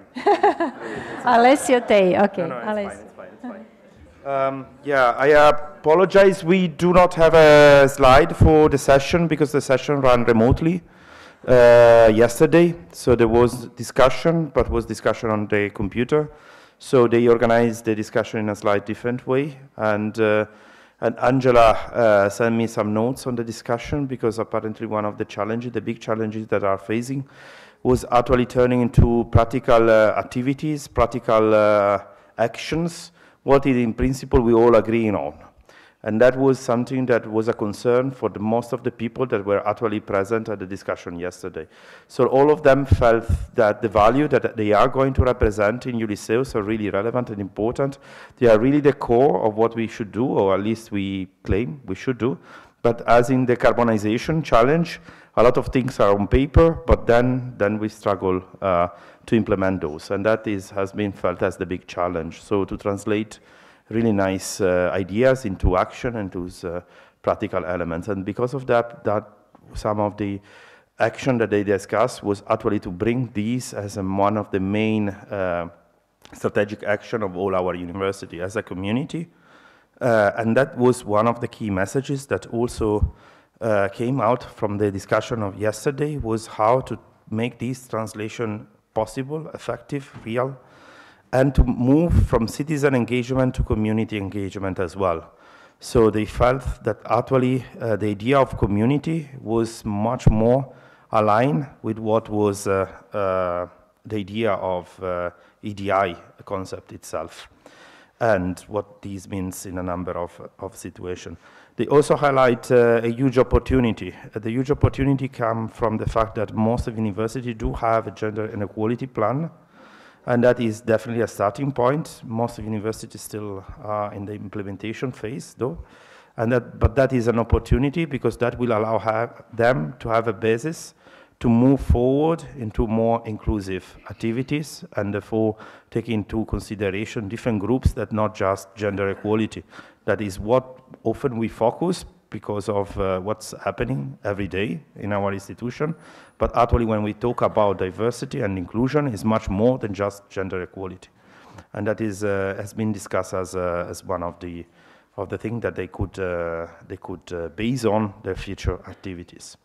One last thing, there was some university that actually were a bit confused on how to merge the activities that have been planned on BIPs, workshop and events, and internalize the EDI concept in those, even though they don't have that in the title.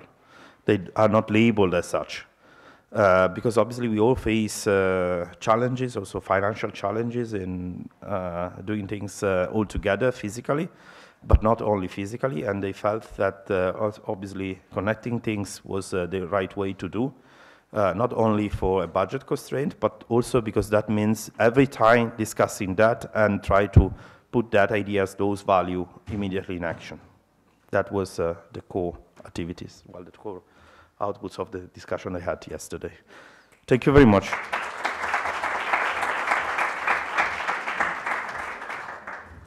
Thank you, and now we have the group on internationalization and Anna Dragutinovic. Thank you.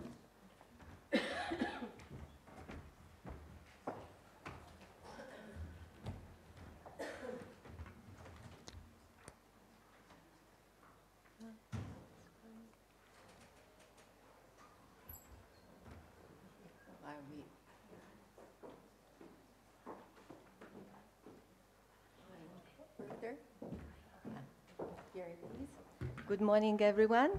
Dear actors, dear colleagues, I will briefly report on the International Cooperation Working Group conclusions. There's a lot of text in the slide, but I will be brief, I promise. So we had one preparatory meeting before yesterday's parallel session, and then yesterday we met half physically, half virtually, to discuss the international cooperation program and the future steps, the challenges, opportunities, strengths, and the strategies for the future. And we focused on the topic of ranking, on the topic of strategic partnership, and on the topic of attracting and retaining talented students and researchers. And here are some of the conclusions that we have reached. So as regards strengths, all the institutions included in Ulysseus Alliance already have a lot of experience with strategic partnerships. We are all very much committed to internationalization, and we have competent and experienced staff to deal with these issues. Also, all regarding Ulysseus, we already use already use rankings in order to measure our performance and positioning. And a strength is also the existing Ulysseus infrastructure we can use for all the topics regarding international cooperation. When it comes to challenges, we have legal and practical aspects to take into account because we have different systems. Then we have the factor of time that a process of establishing a partnership requires or entails. It takes time, so in terms of the objectives, we have to take this into account. Also, when talking about establishing future strategic partnerships, we have to think of whether to go one partnership after the other or to simultaneously initiate the establishment of two new partnerships, and whether we have the capacities, the staff capacities to do this simultaneously. Then regarding the rankings, we have to choose the adequate ranking system for each institution involved and to use different methodologies.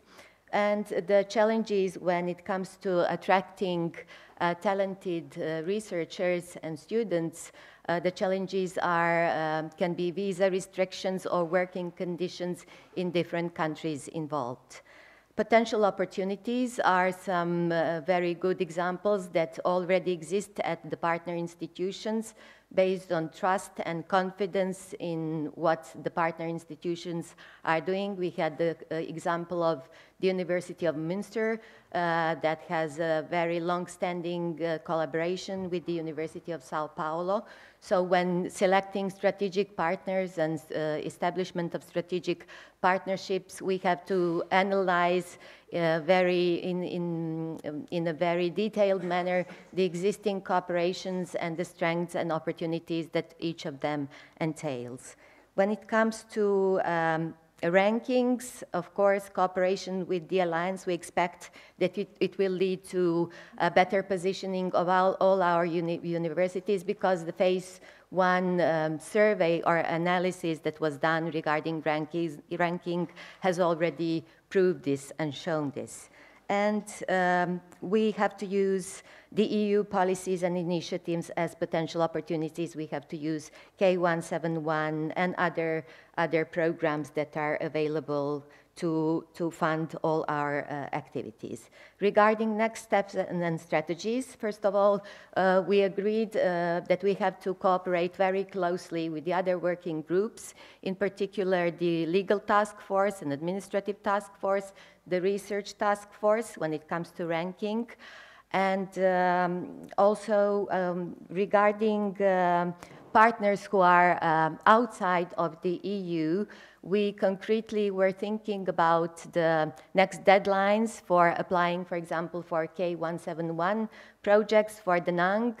A suggestion for all the partners is to include them already in the applications for K171 projects that are being applied for. The same refers to the University of Montenegro, because we have to provide the funding for the next year for funding mobilities between our institutions. Regarding ranking, we have to choose a few ranking systems that fit every institution, and we have to propose some topics on, for the seminar on ranking that will be organized in the second phase.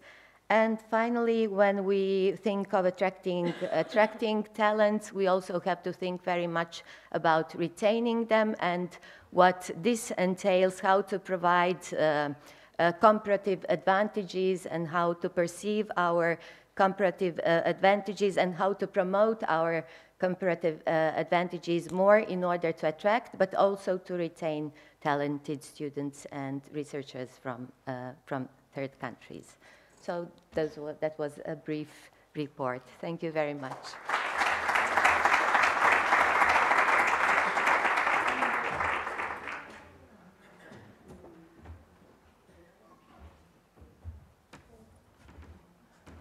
Okay, thank you. Just a second to clarify about the session on the legal figure.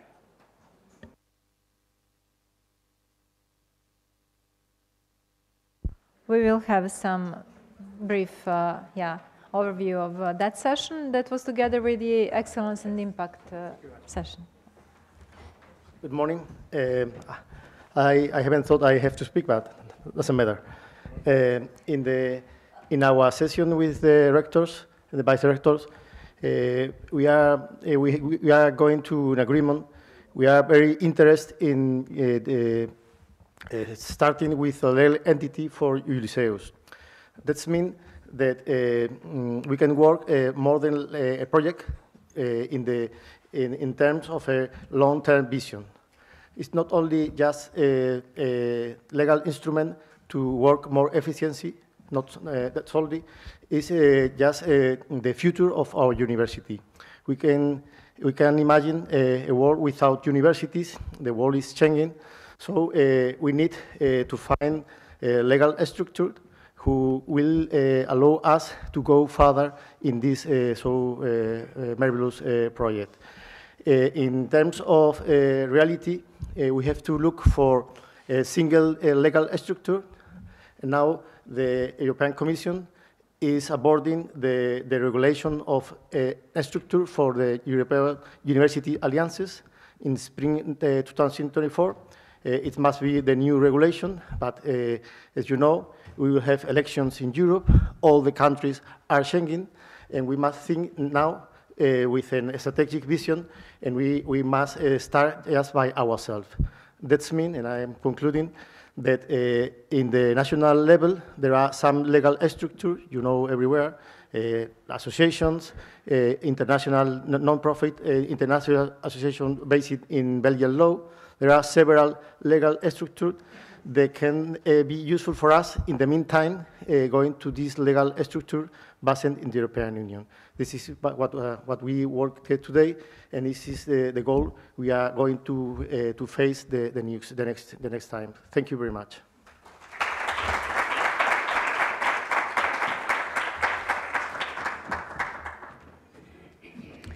Okay, so we now concluded this session related to the takeaways from the parallel sessions of yesterday, and we move on to the next session related to the Associated Partners Engagement Strategy for Ulysseus for the stage 2. And we have the first chair. We have the chair, Carmen Vargas, and the first presenter will be Inma. Carmen, if you want to give some introduction.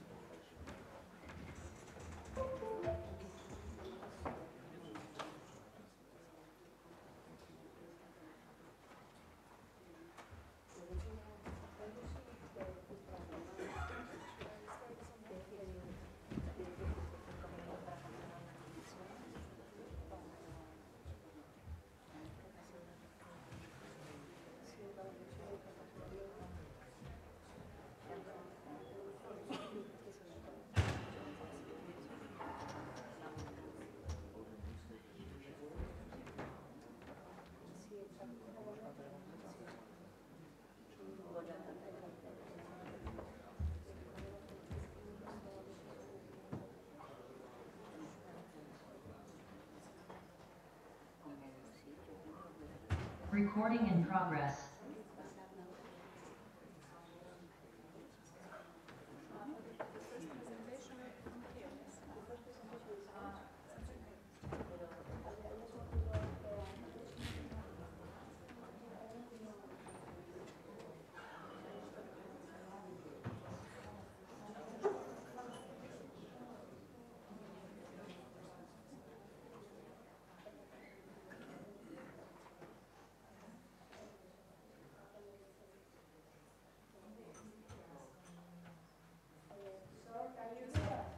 Yes, I can hear you.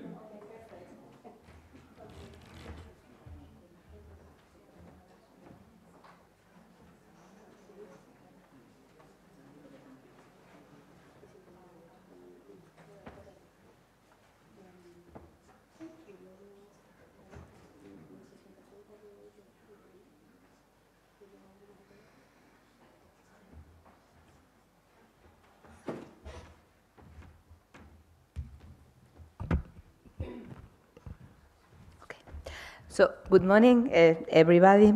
This, as you know, this session is going to be devoted to how to improve the involvement of our associated partners in Ulysseus.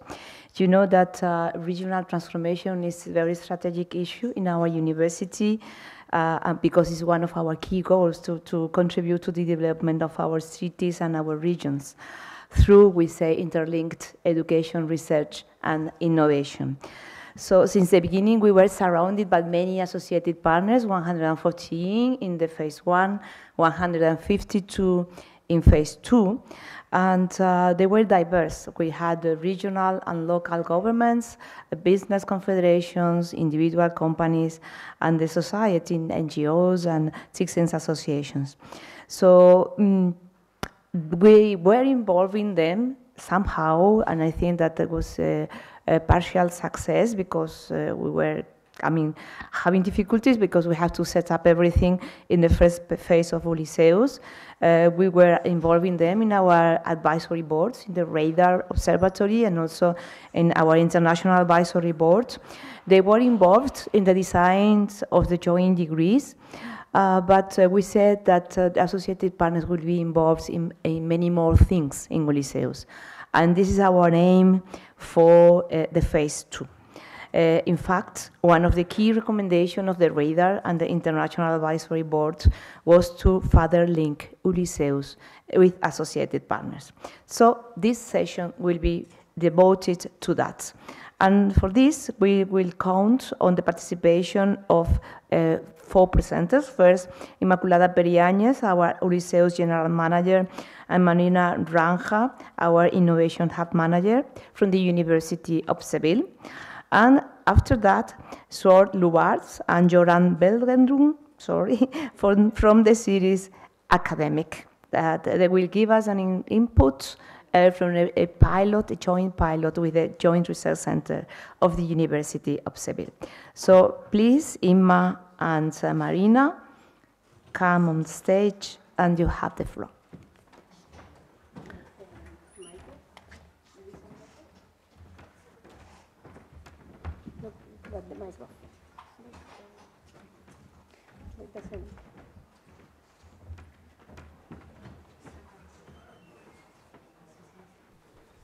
Yeah. Okay, hello again. I'm extremely happy because this is one of my passions, to discuss about how to engage associated partners. Initially, I was talking about how to engage stakeholders, but I thought that it would be easier to present it, focusing on the associated partners that we already have. So we are going to cover 4 topics. This is a introductory discussion. And the first thing I'm going to do is to present what are the partners that we have. I'm going to do it from an Ulysseus point of view, because you all know what are your associated partners in your regional ecosystems. So, but I'm going to present them from an Ulysseus point of view. Then we will see, because we were wondering what are the lessons learned from phase 1. Maybe we can have a brief, short brainstorming here. Then we will move to what are the activities in which they could be engaged in the second phase. And the 4th point, we will talk also about the industrial ecosystem, and that will be my colleague. After that, we will finalize thinking about how to build a jointly structure to address stakeholders. So what do we have? The first thing, what do we understand by associated partners? It is defined in the mission statement. We are talking about regional and local and public and private organizations. We are talking about the quadruple helix. And what is their role? The role is to contribute to the Ulysseus long-term mission and to regional development. The role is to participate in the joint effort to shape the future of the European higher education, being involved in co-creation of knowledge and value for society, in design thinking processes, in the plan, structure, and activities of Ulysseus. And the question is, how are we going to do this? In phase 2, we had 114 associated partners. In the second phase, we have 152 associated partners. And this is the institutional profile that we have for our associated partners. As you can see, we are covering the different profiles from the quadruple helix. We have more associated partners than a student association, for instance. But we have people from the different institutional profiles. And the difference between these 2 slides is these entities have a common interest toward thematic challenges, whereas these ones are more focused on specific topics. So as you can see, the most popular innovation thematic is sustainable entrepreneurship and impact, followed by energy, transport, mobility for smart cities, digitalization, transformation of industry. But what I want to bring with this slide is, these are the associated partners within Ulysseus. We have different profiles, and they might have different interests. They might have, the way in which we can engage with them might be different.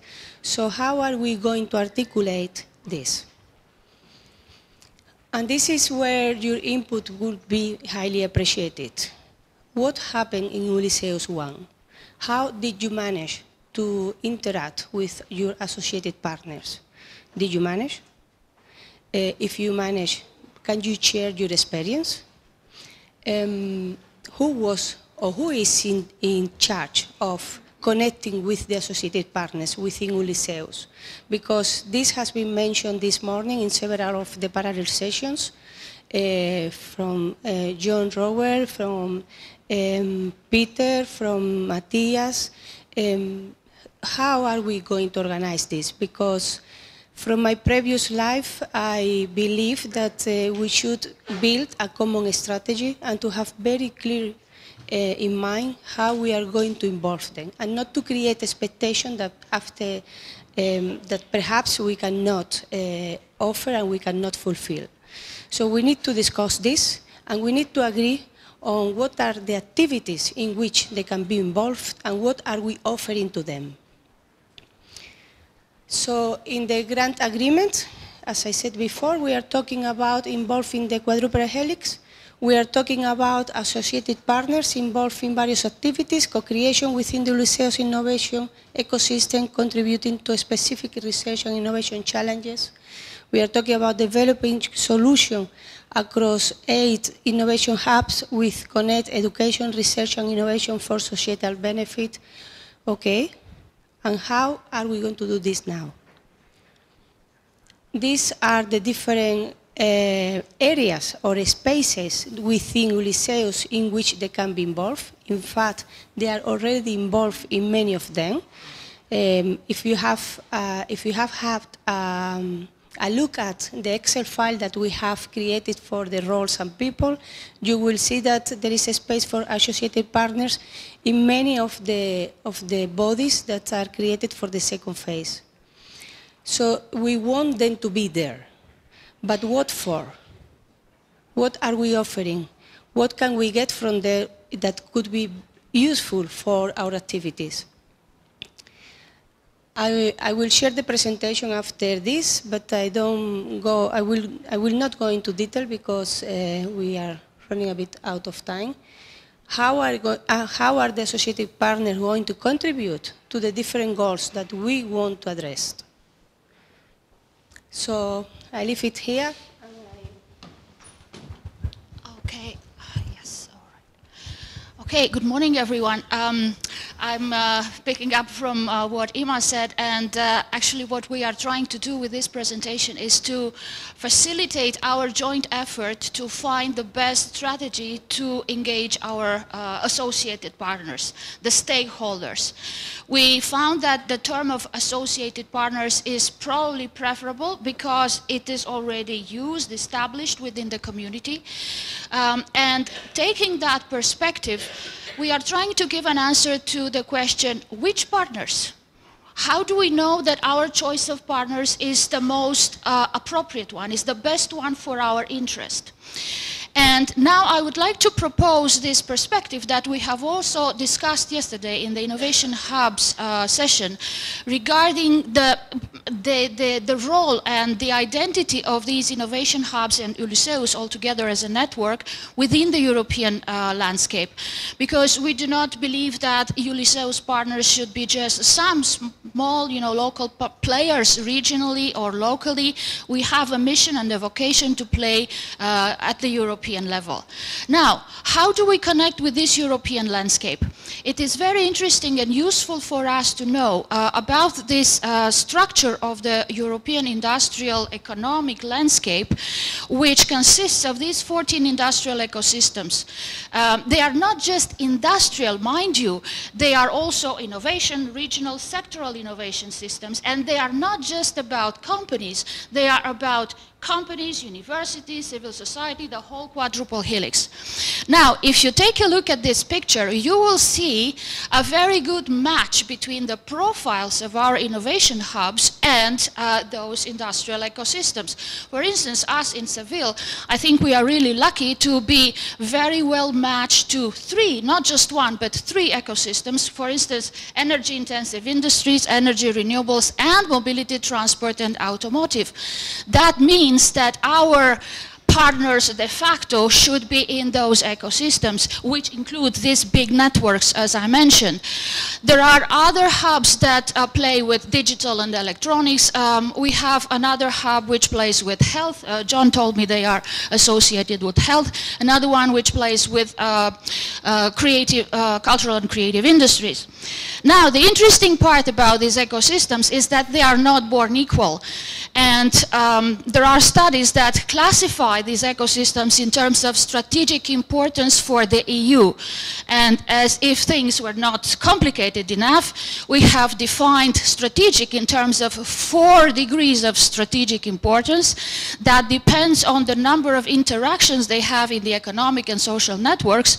But the interesting thing is that some ecosystems like energy-intensive, mobility, aerospace, energy, again, in the intensive industries and renewables, they come across as the most critically, strategically important ecosystems in Europe.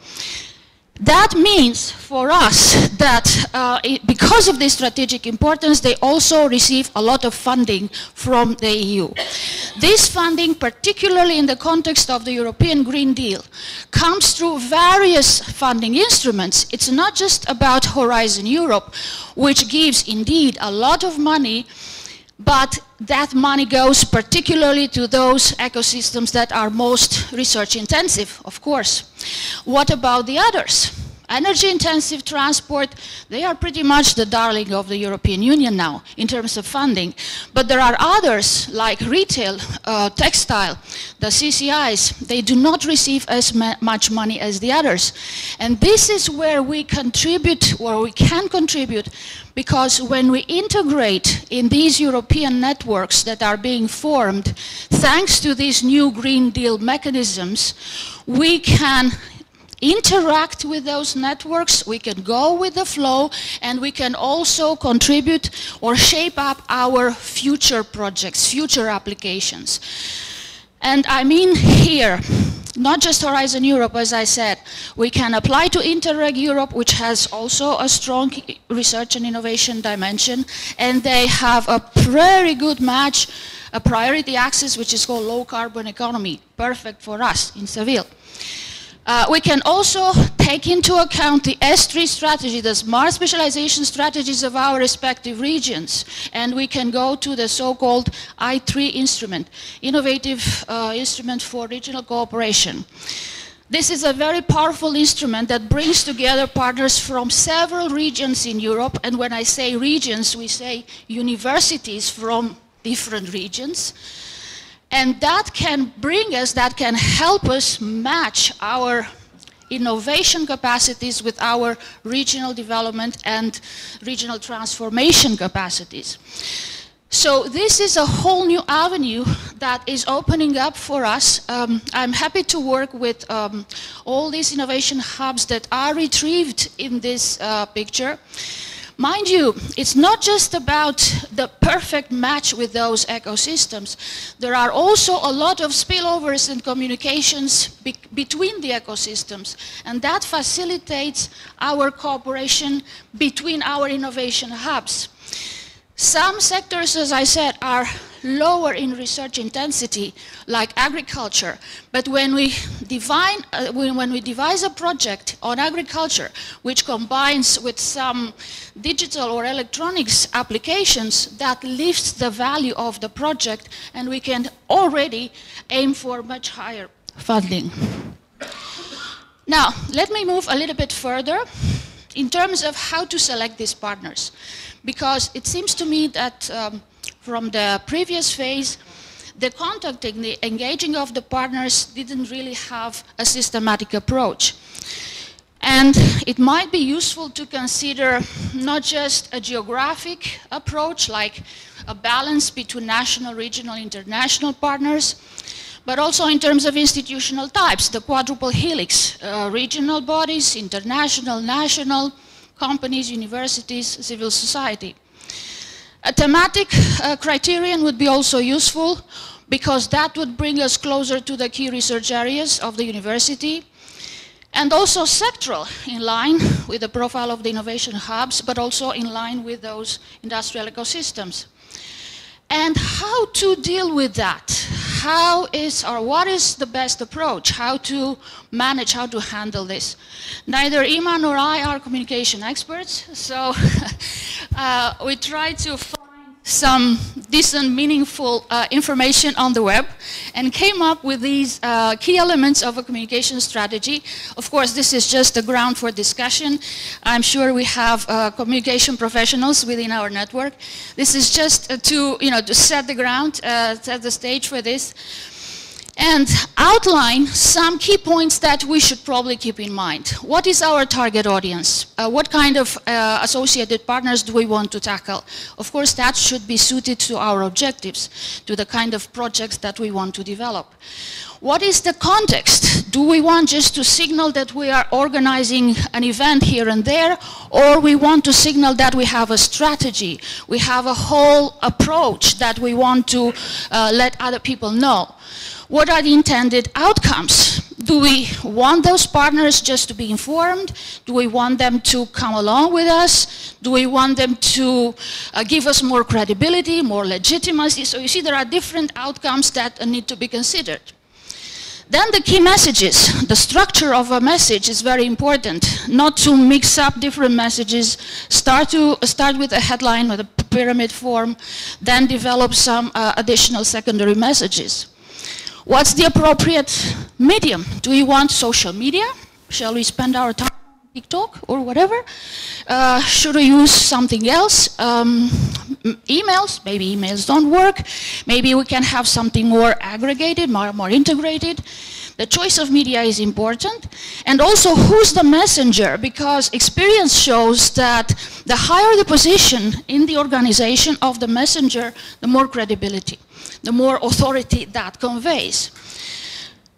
Of course, each of these hubs or each of our partners may choose the approach that they seem best fit to their profile, to their needs, to their possibilities.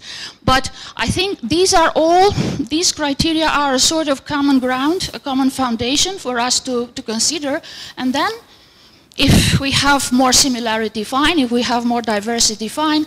But it's a fact that we have considered these things, and we have come to a decision after some reflection. It didn't just come out of the blue.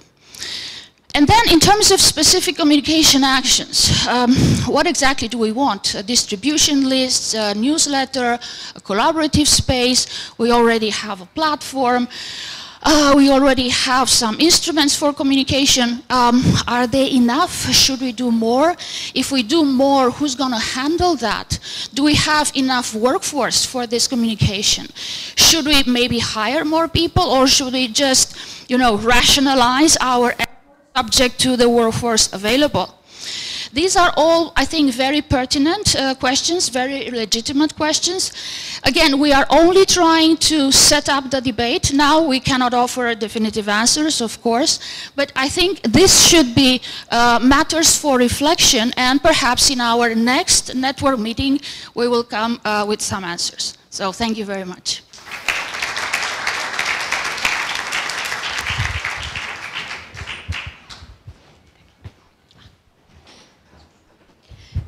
Thank you very much. Before we give the floor to our colleagues of the series academic, just I think a small clarification, little clarification, in the sense that Ulysseus associated partners as CHAS are contractual associated partners in Ulysseus proposal. So we included 152 entities, regional and local governments, etc., as associated partners with the PIC, and that they are, let's say, contractually linked to Ulysseus.